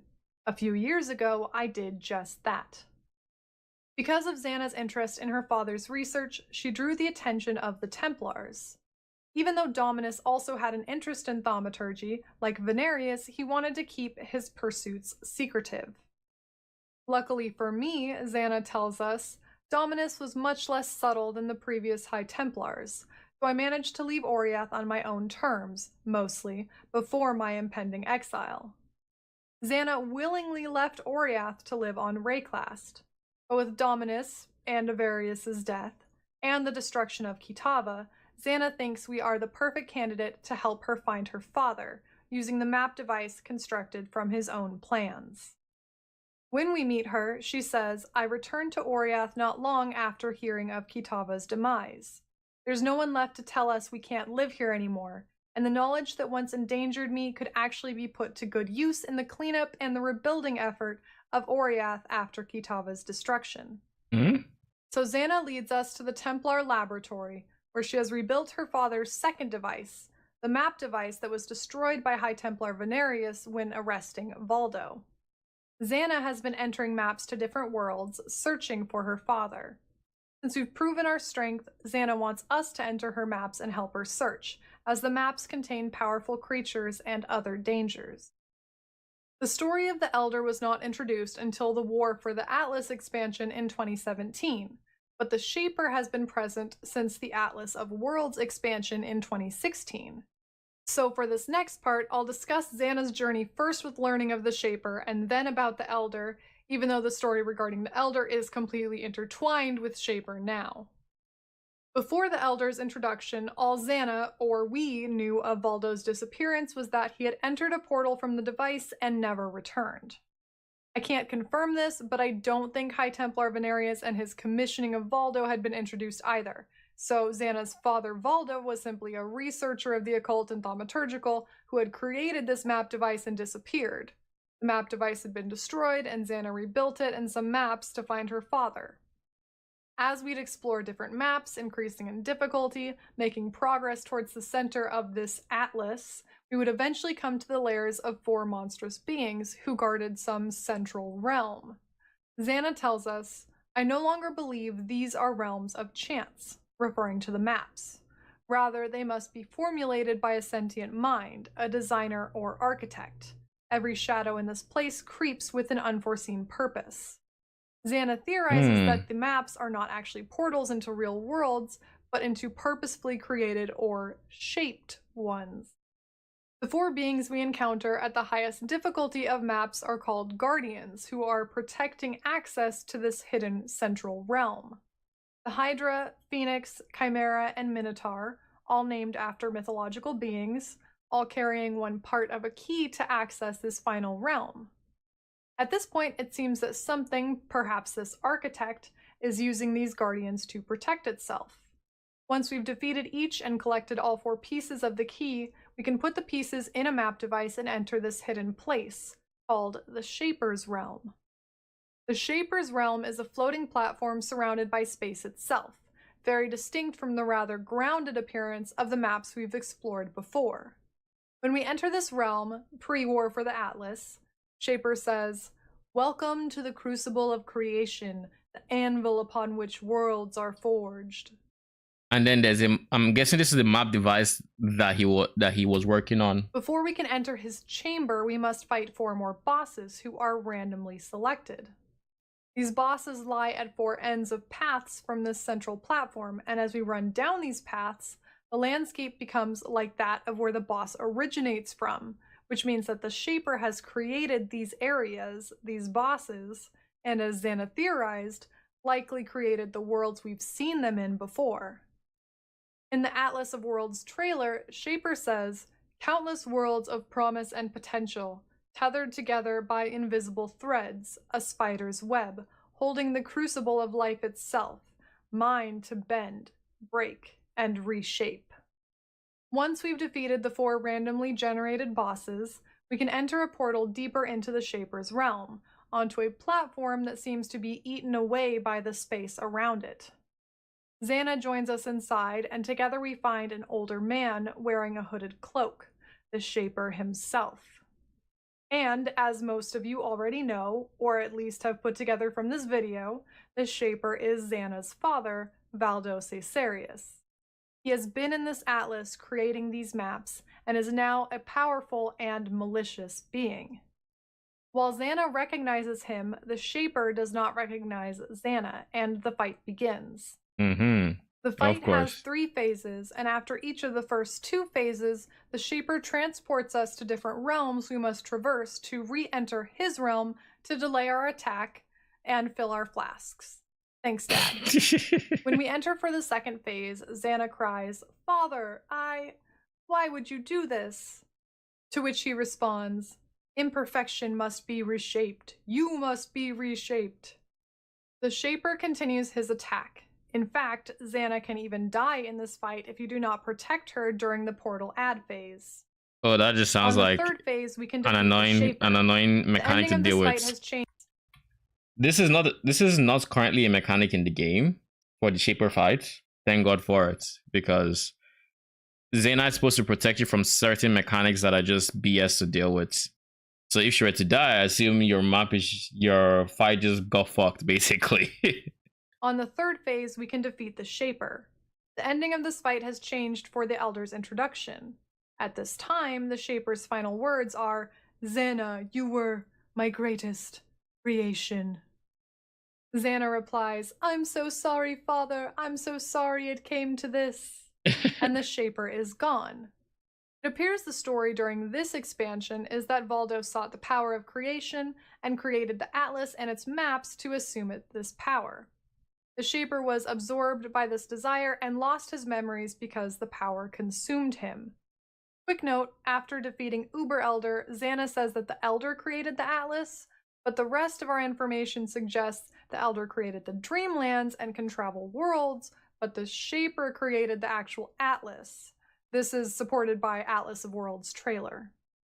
When the Elder is introduced in War for the Atlas, our understanding of the Shaper changes.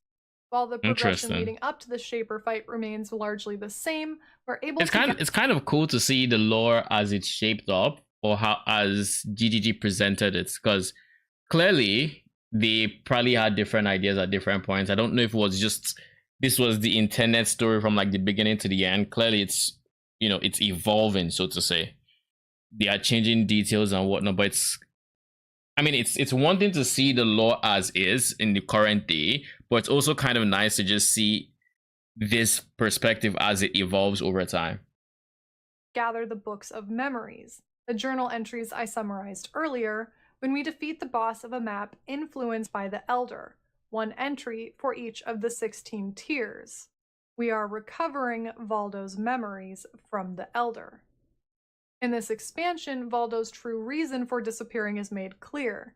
He did not desire simply to create new worlds, but to save Oriath and his daughter from the Elder. The Elder had taught Valdo how to create things from his imagination out of nothing, and this is how the Shaper was able to create these maps from inside the Atlas. He was attempting to recreate his plan for exiling the Elder to endless hunting between worlds, rather than the Elder accessing Oriath or Wraeclast once more. However, it seems Valdo has not been entirely successful. Xana tells us that the Elder has been free for the better part of 2 decades. Its taste in food could explain the steady disappearance of children in the upper class of Oriath. While the Shaper has been creating and influencing worlds to fend off the Elder, now the Elder is beginning to successfully spread its own influence, this decay. The Watchers, the first people to fight off the Elder, called themselves the Watchers of Decay, and Valdo knew how dangerous... What up, DVS? How you doing? ...and powerful this decay was as well. The Elder comes from before time and space, and from Xana's research, she believes this Elder is not a lord unto itself. It serves a greater master. What am I watching? Oh, I'm watching basically PoE lore is the TLDR. PoE 1's lore, the story behind the pinnacle fights and whatnot. That's kind of the TLDR.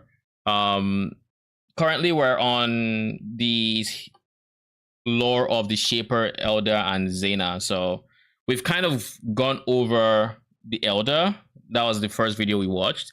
Now we're kind of seeing the creation of the Shaper. Can you link me? Sure. Oh, nope. Control Z. There. Let me just take it from here actually. There you go. So this is a good channel for it. You can see this basically the story of PoE 1, what you're doing in Acts 1 through 10, what the end games, what the different end game mechanics like have for lore. I think they created a video recently for the Settlers of Kalgur. So there's also that. Like there's a lot to watch, a lot to understand, and hopefully it feeds into a situation where, because my hope for PoE 2 is that they create lore that A, can be enjoyed without any backstory into PoE 1, but B, if you do know PoE 1's lore, you can have certain oh shit moments, you know, there's just little bits and pieces where you appreciate how this builds on PoE one's lore, kind of a thing. That's kind of what my hope is. And yes, I am ready for Friday. I literally, I think I still have this tab where I always just come here and I look at the timer and I'm just like, okay, we just have 2 days left, and I just completely ignore the amount of hours left or minutes. All I see is 2 days. We have 2 days left, and I'm just waiting for this to hit 0. I'm just waiting for this shit to hit 0. Holy, I'm really excited. What are you gonna play on launch? Do you know? Or a greater purpose. I'm unsure. It's confusing. Both my father and the Watchers refer to the Elder as Sork, nice.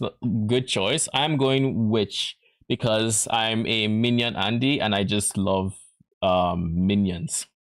So I'm probably gonna be going in front of this. Are they letting us preload the game? Yes, they did. They announced it last night, but we're going to be able to preload the game. I think it's 18 hours before launch, so on the 5th basically. I know my time it's 5 p.m. and launch is by 1 p.m. my time for context. So just know that 18 hours before launch you can preload the game. I recommend starting as early as you can, just in case, you know, the speed is throttled or whatever else. Get it out of the way as early as you can. I'm very curious as to see how long that queue on Friday is going to be. Oh, thank you for the follow, Ratpon. Appreciate it. You love the Witch also? Yeah, like you just can't beat a Witch. For the longest time, I was considering going Mercenary, and the reason being the Gemling Legionnaire, in my opinion, would be a very strong ascendancy for minions. But I decided against this because I just thought the pathing to where we would be able to get like minion nodes on the tree was so far, or not so far, but like it's not. It's gonna be a while before I would be able to get that intended playstyle I want. And as such, I'd rather just save that for like a second character or something. Where am I from? I have an interesting accent. So my accent is kind of a mix, but I'm from Nigeria and also I live in Canada. So it's kind of a mix of those two areas. So like I'll say it's a hybrid accent just from being in Canada for quite a while at this point. I don't know, 5, 6, quite a number of years. Figured you're talking to your Twitch chat. Yep. I have Twitch chat and YouTube chatting. And I don't have it merged because I used to use something that would merge it, but then the thing hasn't worked for like months. I just now have the two on my screen and I can reply to either. But did you hear my answer about preloading the game? I never would have guessed Canada. I knew your Central Time based your release time as it's same as mine, but oh, you're in the US then. Yeah, I'm on Central.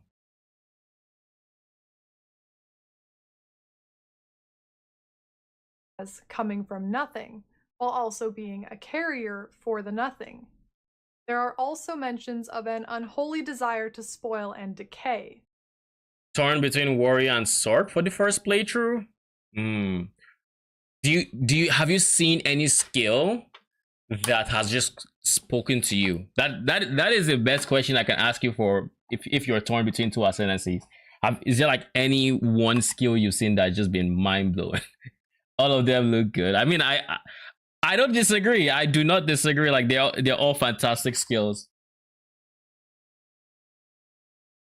Okay, here is another question.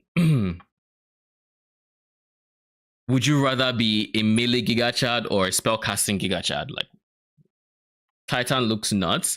Is Titan is the one that had the insane like extra inventory space, more life, just big defensive stats, or am I thinking of that's the Titan, right?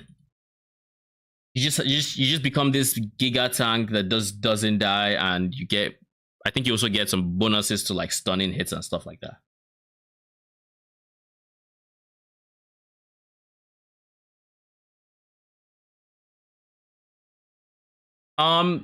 dual wielding two-handed is not restricted by ascendancies, so it's going to be a keystone.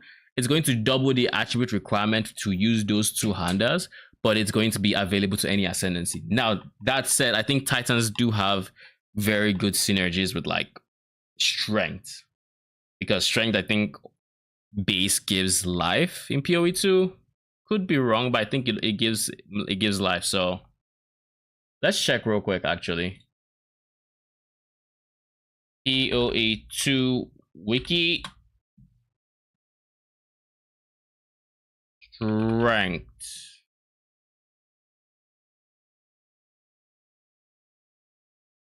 It does give you life. So it gives you flat life, which is then scaled by your more life on your ascendancy nodes and whatnot. Torque spell combos look fun.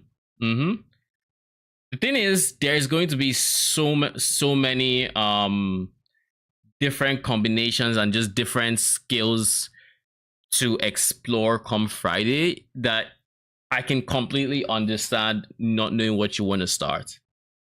But the good thing, it's that the early access is gonna be here for like it's not shutting down, and because it's not going to shut down, you can play everything you want over the next month, 2 months. So then the question you should ask yourself is, what can you wait less for? What do you need to play now? I mean, I said now, but like, yes, like what do you think you need to play immediately? I think dual wielding two-handeds is such a wild concept coming from PoE2 or PoE1 rather, just because of the kind of roles two-handeds can have, and just the thought of having two of those stat sticks blows my mind. Now, we don't know, I don't think we know how exactly dual wielding uses stats yet, but like those big stat sticks are insane. Which supporter pack did I get? Oh, just the $30 one. I am planning to get the $480, but I'm in no rush. Like eventually I plan to upgrade probably every month or every 2 months, something like that. I plan on getting the 480 by the time it's going off, but for now just 30. Oh shit, so you have the new fancy hideouts. I'm very curious how the hideouts look in PoE2, because I know they showed them in PoE1, but like I think with PoE2's graphics, they're going to look gorgeous. Like I'm sure you will be able to put them side by side and to look like a different hideout. And not to mention your portal MTX, the shattered glass one. Ooh, that thing looked beautiful. That thing looks beautiful. Like it looked beautiful right when it was shattered alone, but the fact that it then fixes itself when you walk away, nah, that is nice. Perhaps it all relates somehow to those fungal growths we've seen in the maps. The Elder is simply an agent of this decay, feeding on memories and imagination to spread itself. The War for the Atlas is a war between the Shaper and the Elder for control of the Atlas and the maps within it. The Shaper's influence appears as a celestial pattern enveloping maps, and the Elder's appears as a gray and black tentacled or fungal pattern.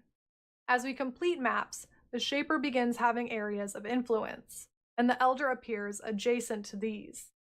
With each completed map, they war for power in that. Oh shit, DVS, thank you for the follow. Appreciate it. Welcome. Are you gonna be queuing up for? I know you said you're excited. Did you take Friday off to be one of the people who are queuing up right for launch? Or are you gonna wait until the server stabilize and people are hopping off, but like in the evening? Like what is your launch plan? Because I'm gonna be queuing up. And no matter the server situation, I plan to be live for like the whole day, basically. So I will be like I'm basically going to be live for over 24 hours. That is my current plan. I want to get to maps in one sitting. Like not one sitting, but like before I end stream, I want to be in maps. And I know Jonathan said 25 hours for a new player. So I'm hoping I can finish it at like, I don't know, 16 hours, 18 hours, however long it takes. But I'm gonna be here until I do. I work from home, so I'll be playing, and I took all of the following week off. Yo, that is so nice. That man's gonna be so deep in PoE 2 by the end of next week. I really can't wait for Friday. Surely this timer is actually moving and it's not still just 260. Oh. Hey, that is why you pay the wife tax now. You know, you spend as much time with them as you can now, so they're satisfied and they leave you alone for the next week. You basically give them no breathing room, so they are begging for it by the time PoE 2 comes out. And when PoE 2 comes out, you're like, haha, here's your space. And then they don't see you for a week. Are you gonna have drops enabled? Of course. Gonna have everything enabled. Yeah, I'm happy to have you. I think I also have some friends who are going to be new to PoE 2, so I'm very curious to see what their new player, complete new player experience is gonna be like. Radporn, you too. I know you said you made it to Act 2, so I'm I'm curious to hear what your experience is gonna be like. And of course, if you're here, any questions you have, feel free to shoot.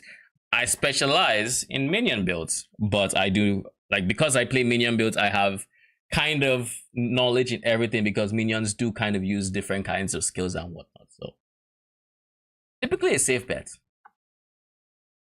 Area and completing a map that is already influenced by. Having played PoE since that one Dark Portal season. Breach? Dark Portal, it has to be Breach, right? Like, is it like...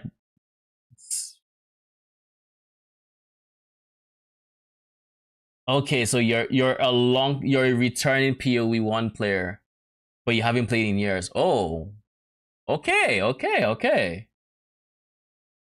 Looking forward to hear what your experience is like, because from my understanding of what everybody has said about PoE 2, it's going to be gorgeous. Thank you for the follow. Welcome. My understanding of what I've heard about PoE 2 is that it's very new player friendly, and that alone, I'm very curious to see how they do it, because PoE is a very complex game, right? And they've done a good job having definitions and whatnot in the game, and of course with the skill system, they've also removed a lot of the complexity that new players may face when choosing support gems. But I'm also curious to see just how well the support is for picking your first skill. As an example, when you get that first skill gem and you're looking at, okay, this is your weapon, these are all the skill gems you have. It's not that crazy because it's a level 1 gem. You know, it's within reason. But I also heard that, or at least I think Jonathan said, that they plan on putting videos there to show the skills, which would be insane for getting people interested in maybe knowing what they're picking as a skill and then trying that out. So I'm there's so many things that they did that on paper is just really good quality of life for newer player, including making sure that your gems don't have to level. So whenever you just get a level X gem, you can make it into whatever gem you want, and that gem is what you have. You don't have to worry about, oh, this gem is level 1, you need to level it up. So they've just improved so much. And then we're not even talking about the graphics yet, because the graphics, they look fantastic, they look beautiful. It feels Ascension Trials and Endgame might filter out a bunch of casuals. That is honestly that's almost my expectation, because the intro is more chill, but how will it feel going PoE 1's Endgame didn't have as much of an explanation on what you're supposed to be doing. You kind of get the gist of it, because they kind of point you, okay, you talk to Kyrak, he tells you, okay, what we're doing, he gives you a map, and then you get the quest, go do your map. You do your map, and I'm like, okay, cool. but it doesn't explain how to progress the Atlas, how to get your skill point, your Atlas points. You kind of just have to seek out information on like the wiki to find that out. All right. So you kind of have to seek out the information yourself. So I'm hoping I hope they created a sort of more obvious way to interact with the endgame or to explain endgame mechanics. And of course, one big thing about the endgame that was previously there, they just didn't tell you about mechanics. They would tell you you're doing maps and it's cool, but you have no idea what is blight. You don't know what strong boxes are. You don't know what breaches. You don't know what harbingers are. Like literally harbingers, you just see blue circles spawning and mobs are coming and you're killing. It's like, okay, cool. I don't know what this is, but I'm killing shit. And it's you have to go out of your way to find out that what you just did is harbingers. I'm kind of hoping there is more of an explanation to, or maybe even if they're in the spirit of doing preview videos, when you hover on a like mechanic like breach on the skill tree, maybe it plays what that looks like, so you can have a name to the face, or like this is the mechanic, this is the name, and you're kind of because like obviously now there are only 4 mechanics, so it's very easy to understand. But what happens when there are 10 mechanics or 20? Because that was the problem I faced when I was new to PoE1, and that is a problem that new people will find eventually when we get to that point. Like where not to waste time with content that's not viable. What do you mean? Like using like engaging with mechanics that are just not viable? Because with the PoE1's current iteration, and this is something I actually like that they changed in PoE2. In current PoE1, you have a situation where anything you're not spec'd into on your Atlas tree is essentially dead content. You are not making nearly as much of the resource that you're supposed to be farming on there as you could potentially be. And as such, if you're not spec'd into something, you just ignore it. And while this is fine, it means when you're spec'd into something, you do see considerable increases in like loot. It also increases it also prevents people from trying out as many mechanics as they potentially could, or just engaging with every single mechanic that's in their map, because then they're just wasting time. But if if mechanics randomly show up in your map and you have separate skill trees for them and you just already have your points there, then you're not wasting any time. You're still getting the stuff. You're just not seeing it as often as someone who's fully spec'd. More like in PoE1, there is so much content right now that I jump in and don't know where to start aside from just doing campaign. Oh, I mean, the thing is, I think PoE2 will get there, but you know what would be nice? It's if they allow you to have an easier entry. Because I started playing in Sanctum League in Sanctum, so 3.20, so like 5 seasons ago. So that was December 2022. So I literally had this period where I was researching, literally, like I was researching to play the game. I wanted to know what the fuck, because I'm looking at it in my Atlas tree, I'm like, I don't understand what anything here is. And every time you see a video talking about the Atlas tree, or just someone wants to farm, they're like, whatever you feel like, everything is good. You can make money everywhere. And it's like, okay, so what exactly is anything? And I think that's why I gravitated towards Blight early, because with Blight, I knew what Blight was. Like, okay, this tower defense game is called Blight. I know this. I can do this. And of course, I enjoyed the tower defense game, of course. Yeah, and the hard part is that the biggest barrier to entry when trying to get my friends to PoE has been the idea that if we just get through the campaign, it'll get better, because the campaign is kind of a pain for them just starting out. I'm really glad GGG is putting some more effort on pacing the campaign better. Same. One thing I'm hoping, and I remember Jonathan said this for what their plans for PoE2 were, or one of their goals, but I'm really hoping they find a way to deliver the story of the campaign without having you, stare at all the walls of dialogue you would have to in like PoE1 as an example. I'm hoping they found a way to pass across the story of what is currently going on, at least, because having the cinematic be what you first see as you enter the game, that sets the tone. That tells you, okay, this is the current world state. The corruption is spreading. You're probably trying to contain it. I don't know if you meet the hooded one in Act 1 or First Zone or whatever. I don't know that. But we understand that the corruption is the root of the problem.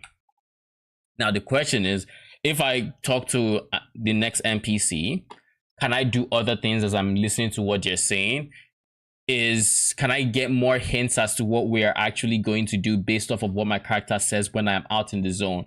Even if it's like a one-liner when you enter a fresh zone that has maybe your objective, where your character just says something, this is probably where we find this thing, for this, or when you pick up the items, like with this we can kill X character, or whatever, like having those things that you don't have to stop playing the game to understand the story, like those small elements that tell you what is going on will be very, very good. Because one thing I have noticed about myself personally is, and this I have seen in like different ARPGs, when I try to focus on the story, and I will be trying to focus on the story early on, my experience of the ARPG tends to suffer. So if I notice that is happening, I would have no choice but to start skipping the walls of dialogue, if that is still the primary medium they have chosen. And if there is no other thing, then it's like, I guess I don't know the lore. Or maybe I wait for Kitten Cat Noodle to post a PoE2 lore video and then we watch it. Maybe that's the play. Like, honestly, it could be that as well. Like, if it's still walls of text, then this will probably be the way I consume PoE2's lore. And I'll probably consume it while I'm blasting, You need a story thus far option or something. Like, that would honestly not be a bad idea. Something that's like very, very summarized story thus far. Even if it's like a journal that just has, I don't know, a few lines of what you've done so far in the act. Okay, we did this, we did this, we did this, we did this, we did this.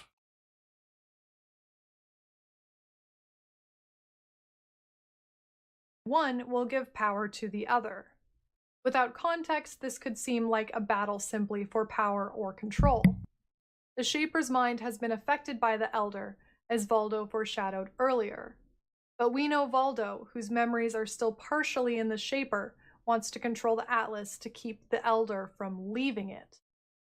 We've seen through Kavass, aka High Templar Venarius, that the Elder does not always destroy physical form when it feeds on memories. Valdo, aka Shaper, is still alive, although he seems to fight the corruption of the Elder in his mind constantly. Xana wonders if the children the Elder has captured, either in Oriath or in the distant past on Wraeclast, are still here in this place. Twisted, tormented creatures clinging to whatever fragments of happy memories they've left. Oh, geez. We do not get concrete evidence of so those are actual people. I always wondered why they were in this dimension, and I kind of figured they might be, but I just never thought further. Like, I never thought past that.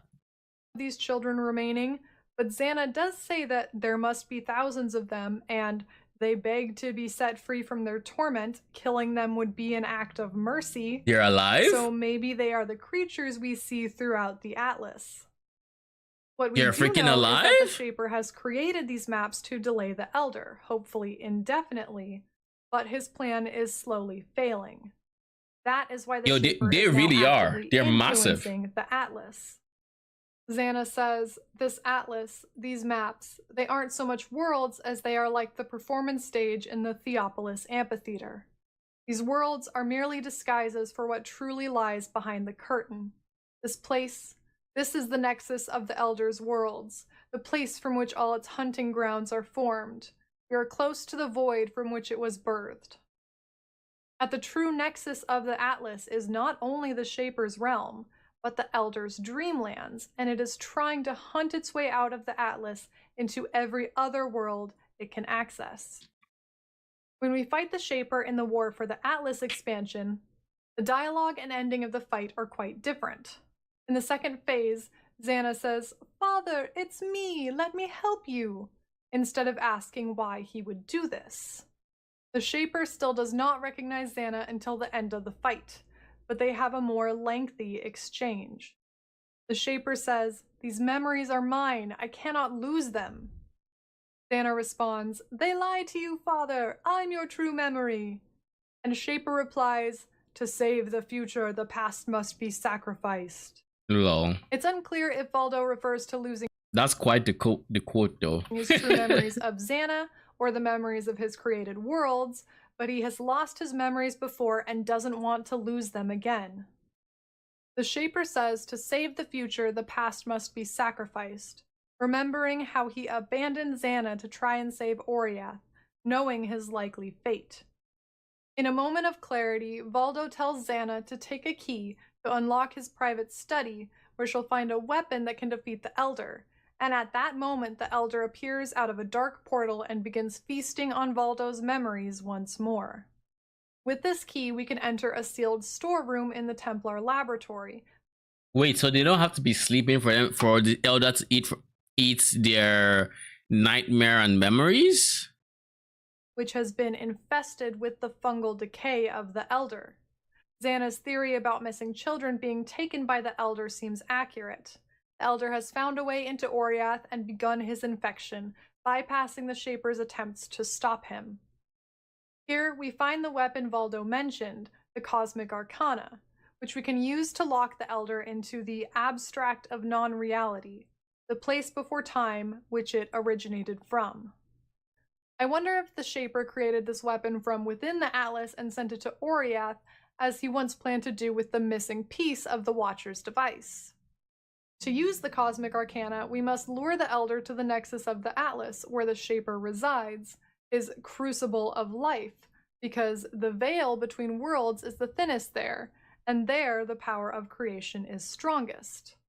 Earlier I questioned whether the shade in the Dreamlands was thaumaturgically gifted on its own, or if the land influenced it. The Shaper's fixation on this location suggests it's both, and this place, this nexus, gives one more thaumaturgical power.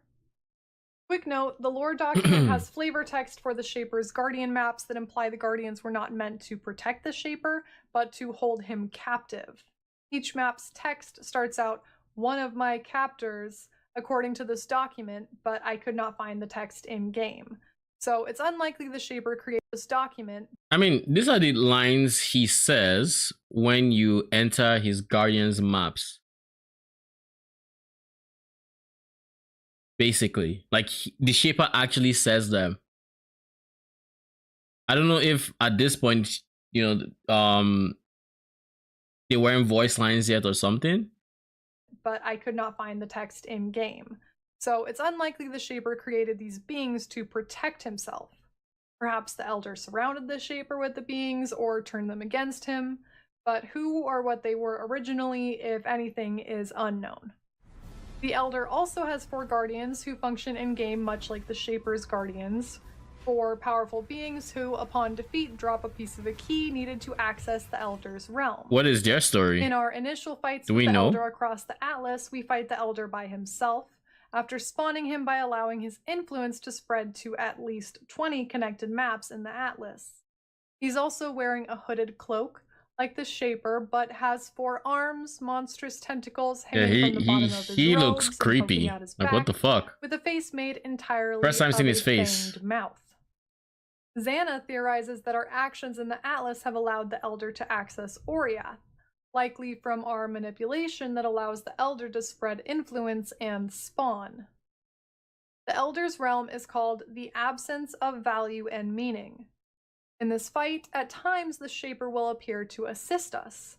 When the Elder traps us with his siphon, slowing us and draining our health, the Shaper will appear to slam him, disrupting this attack.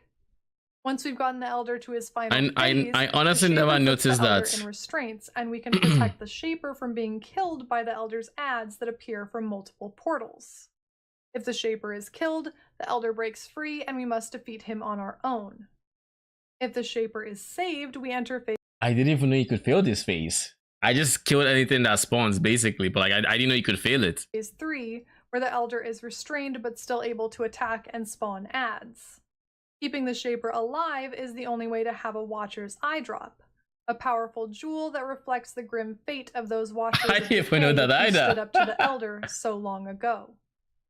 For our final encounter with the elder, we push his influence to the center of the Atlas, over the Shaper's realm, and defeat his 4 guardians to get the key to entering this elder-influenced Shaper's realm. Once inside, the Shaper's realm looks mostly the same, but the 4 paths that once led to recreated boss zones are now. How do you proc the eye to drop then? You have to make sure the Shaper lives in that phase. So basically, you can't let the elder kill him as he's trapping said elder. Blocked by the elder's tentacles. Once led to recreated boss zone, Shaper's realm looks mostly the same, but the 4 paths that once led to recreated boss zones are now blocked by the elder's tentacles. We enter the portal to the Nexus where we once fought Shaper, and Xana follows. Inside, we see the elder holding Shaper by his arms, hovering before one of the elder's portals. We follow the elder into his portal, which takes us from the Shaper. You can't burn him down so quickly. Yeah, so basically the way the elder fight works is at first you're fighting the elder. Then once you phase him, once you get his health below a certain point, the Shaper appears to restrain him too. And then he's like, okay, he's going to summon ads to attack the Shaper to free said restraints. Now, if the Shaper dies in this realm, in this phase, apparently you cannot get those Watcher Eye drops. I had no idea, and I've played PoE for so long. I didn't know this, but apparently, so you keep him from dying there by destroying the ads, and then phase 3 comes where where Elder in a last ditch attempt still starts attacking whilst being restrained, and then when you beat him in this phase, he does one. Basically, I don't know if it's a self-destruct or whatever, but as Xana protects you from the explosion or implosion rather. Celestial Nexus, the absence of value and meaning.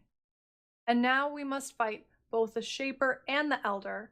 The streamer on the video, Kitten Cat Noodle, has excellent videos, has very good lore related videos. If you're ever curious as to the PoE lore, or you know why anything is happening in PoE, this is the channel to check out.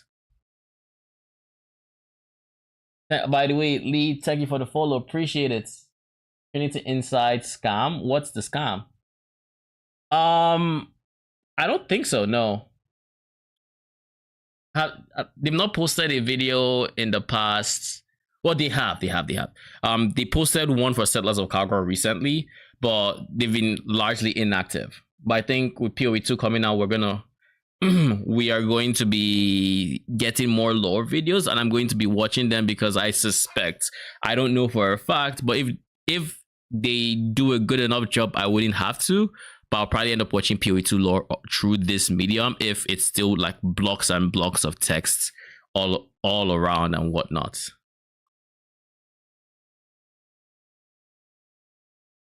The Shaper's mind has been fully ensnared by the Elder's influence. In fact, his first words to us in this realm echo the Elder. Putrefy, rot, spoil, and fester. Years of being feasted on by the Elder, of having his memories drained, it seems finally he is fully gone. The Shaper and Elder fight in... One thing I really don't like about PoE 1 lore and the way it is told is for a complete new player, you have no idea about you have no idea about the backstory of the universe and all these beings and whatnot. A large chunk of understanding PoE's world building is interacting with all these random things as you complete the campaign. Random objects that starts voice dialogue, or they basically tell you a story or whatever. But the problem is these things are not like in any chronological order, and they have no relation to like where you are potentially. Like they have relation to where you are. It's just you don't know how that pertains to the story you're currently experiencing. It could be about something that happened like before I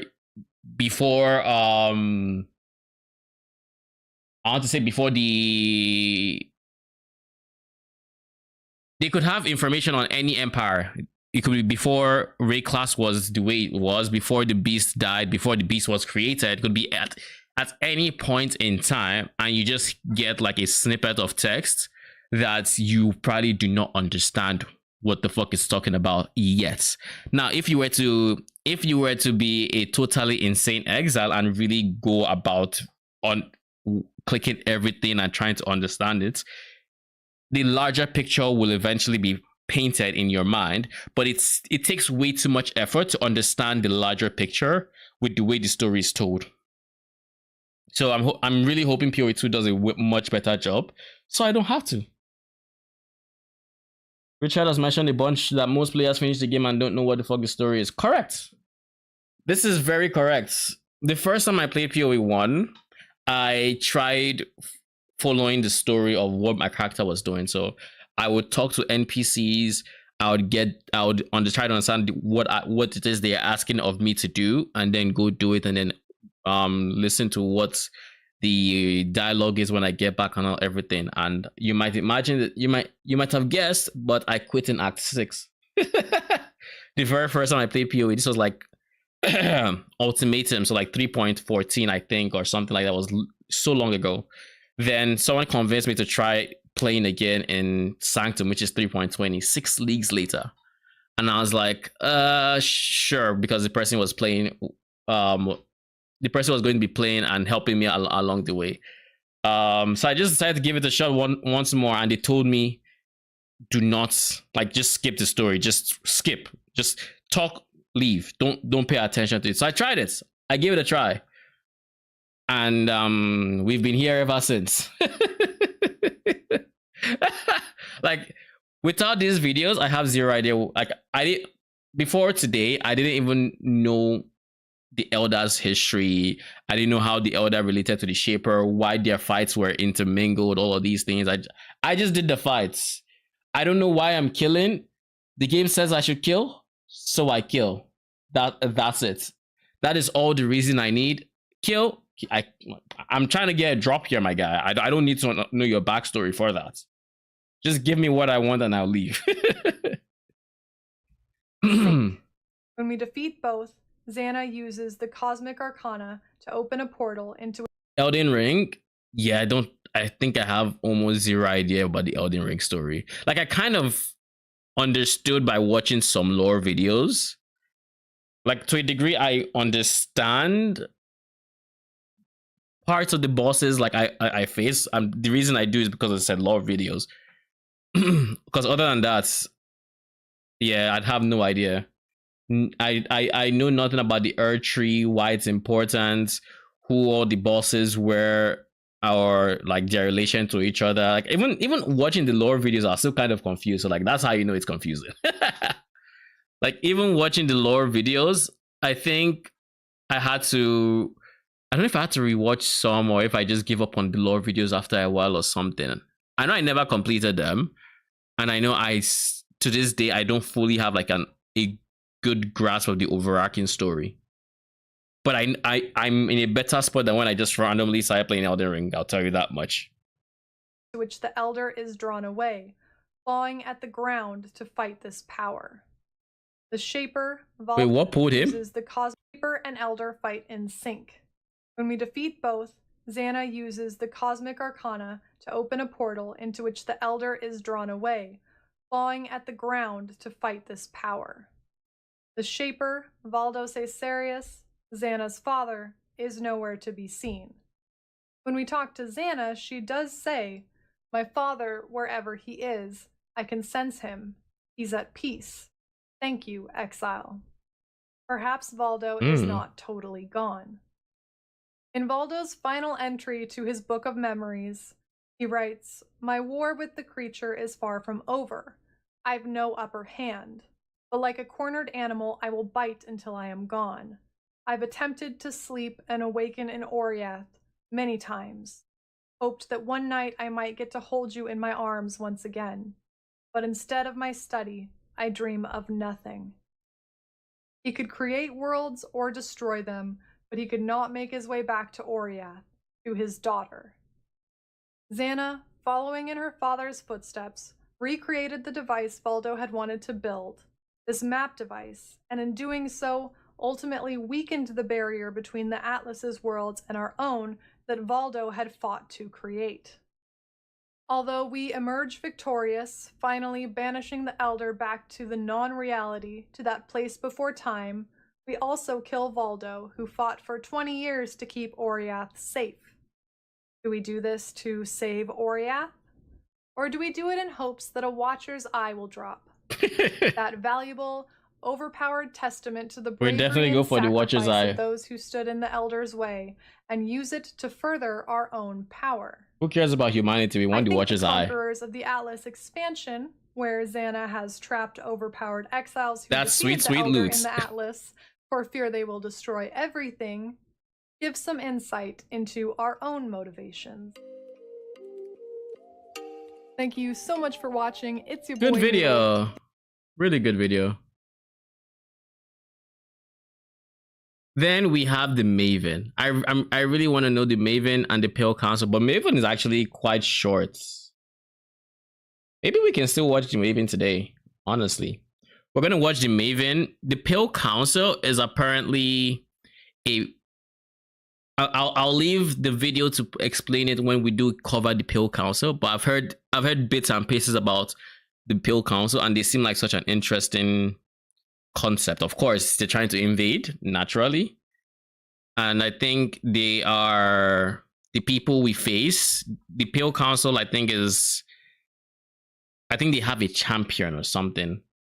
And I want to believe it is the Eater of Worlds.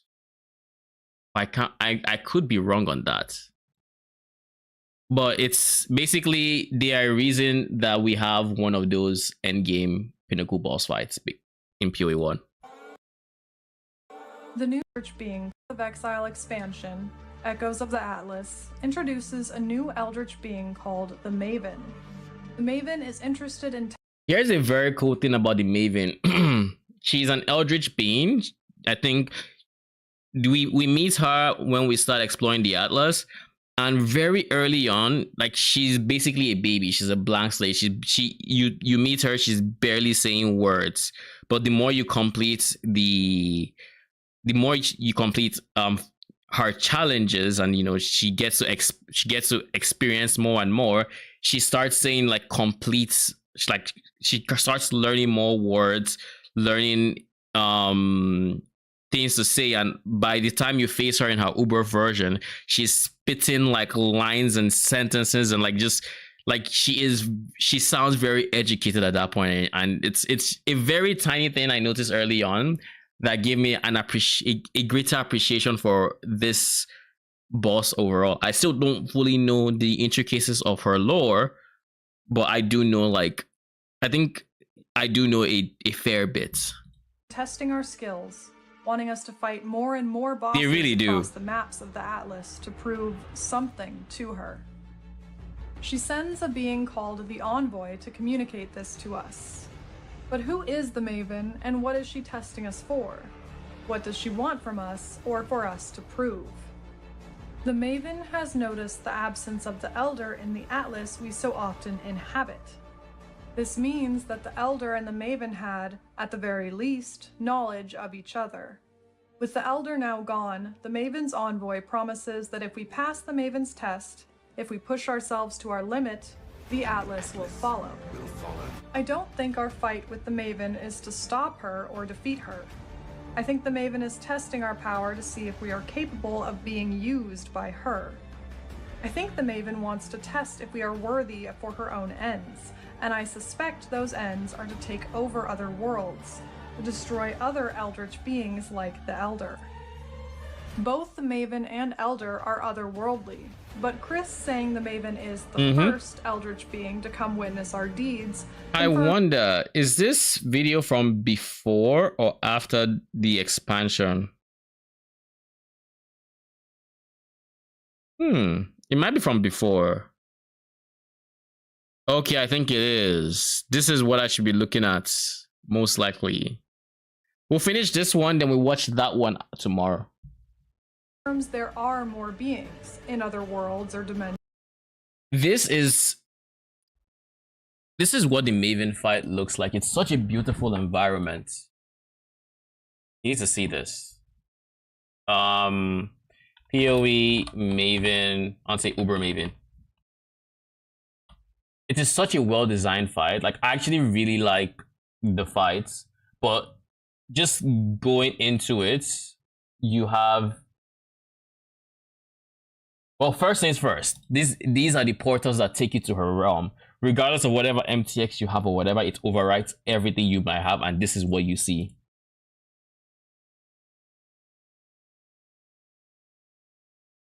Yeah.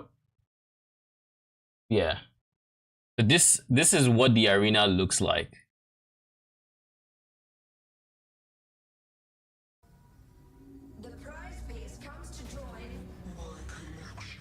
And that's the Maven. 85. This, everything from the spell effects, like, you can tell this is a test. This is not her actually trying to end you. Because if she was trying to end you, you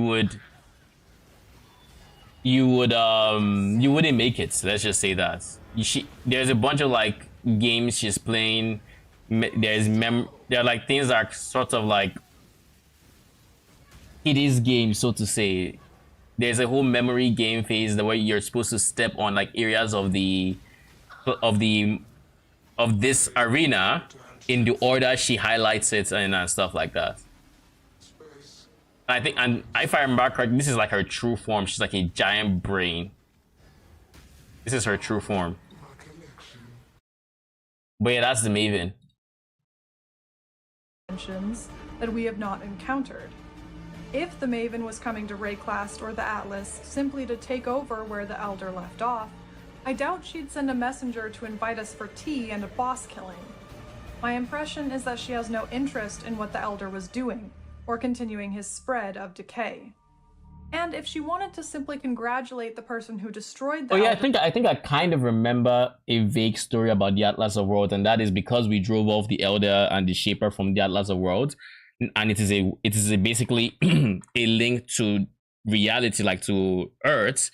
Now other eldritch beings are vying for control over the Atlas of Worlds, and we choose to be Maven's champions because she empowers us to be able to take on the other ones. And the reason being is she doesn't really care about dominating our world or killing, like consuming everything in there. She's just learning, basically. She's just fascinated. So we choose her as the lesser of all the evils to take over the Atlas or something like that. Like that is, I think, the story of the Maven, or our interaction with them. In this timeline, that's no longer us. That's the Conquerors and Cirrus. While we don't know if the Maven has any plans for the Conquerors, we know that she has plans for us. And the Envoy suspects that our desire for power will motivate us to complete her trials. We have her attention, and now we must keep it. And if we impress her, the Atlas will follow. Now, what does that mean? It's not as literal as the Atlas will follow you around. We know from Xana's concerns that the Atlas seems to have a mind, or at least intention, of its own. It has its own goals, corrupting the minds of those who spend too long in the Atlas, keeping them inside by manifesting their own desires. Xana says, "There are times when I feel like the Atlas is watching me, observing me, and offering me a glimpse of my desires to keep me coming back. It's as though the deeper sweet I loots. explore, the more it wraps itself around my mind." That is every single person who plays PoE1's description of PoE1 right there. Into it I glimpse of my desires to keep me coming back. It's as though the deeper into it I explore, the more it wraps itself around my mind. The Atlas PoE is a 1 in a creation nutshell. of the Elder, a bauble formed by the Elder's powerful thaumaturgy to manifest a hunting grounds on which the Elder could find and feed on children and memories. The Atlas, then, is a tool of the Elder, of chaos and secret worlds that mankind has continued to create maps for, fodder, to feed it. Those conquerors of the Atlas, the people who killed the Elder but got trapped within the Atlas's delusions, may actually be victims of the Atlas. We are the person who enters the Atlas, fights them, and continues to exist and live outside. And here's a fun little tidbit for this. We as the exiles that go on to gain power and conquer the Atlas of Worlds, there's actually a pinnacle boss that lore-wise is ourselves from the future, where we kept going for power and conquering the Atlas until we just lost our mind and we started basically destroying Earth. So we have to defeat ourselves. I don't know if this was ever confirmed lore-wise, but that is my understanding of that fight. And ever since I heard that, I've not looked at that fight the same. Side of the Atlas's grasp.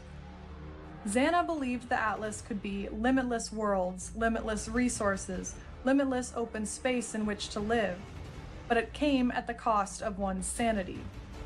The Maven offers us a way to control the Atlas, perhaps for our own ends, but more likely for hers. In the trailer, the Maven is shown floating in front of a sun. This sun is glowing brightly. Basically. But at the end of the trailer, there's an image of a blue-gray planet. Okay, so we're gonna start off tomorrow with watching the Envoy and the Maven. Then we're going to watch the fight I just mentioned, which is Sirius. Let me see if I can find it. Where would it be? Lake of Calandra, Metamorph, Alva, Forbidden Sanctum.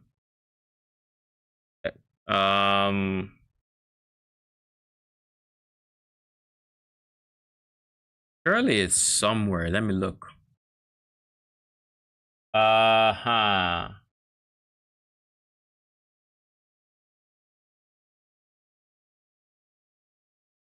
Boss of Delirium, Complete Lore, Ezamites, Templar, Karui, Oshabi. Surely it's somewhere here. Maybe it's Conquerors of the Atlas? Question mark. Because I do think you try to conquer the Atlas or something.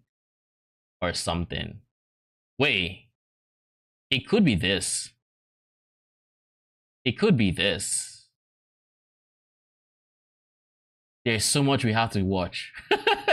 Like, honestly, so many different tidbits that I just want to know about before PoE 2. By the way, this is probably also a good video to watch because the seed of corruption is literally what we see in the cinematic for PoE 2. The thing that the person presses and then it gets slices on the neck and then it eats them. That is the seed of corruption.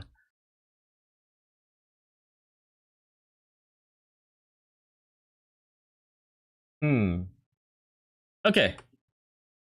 Anyways, thank you for stopping by. I appreciate it. I will be back tomorrow with more lore videos. Then what my plans look like for the rest of the week. We're going to take Thursday. We're going to rest. I'm actually not streaming on Thursday just because we're going to go really, really ham on Friday. So Thursday, we're not live, but tomorrow we are going to continue watching some lore videos. Then Friday, we are going to be live until whenever, basically.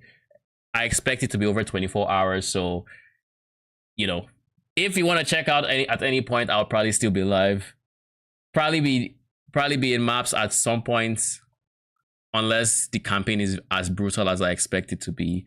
Either way, we're going to be playing a very good game. So, however long it takes would be time well spent.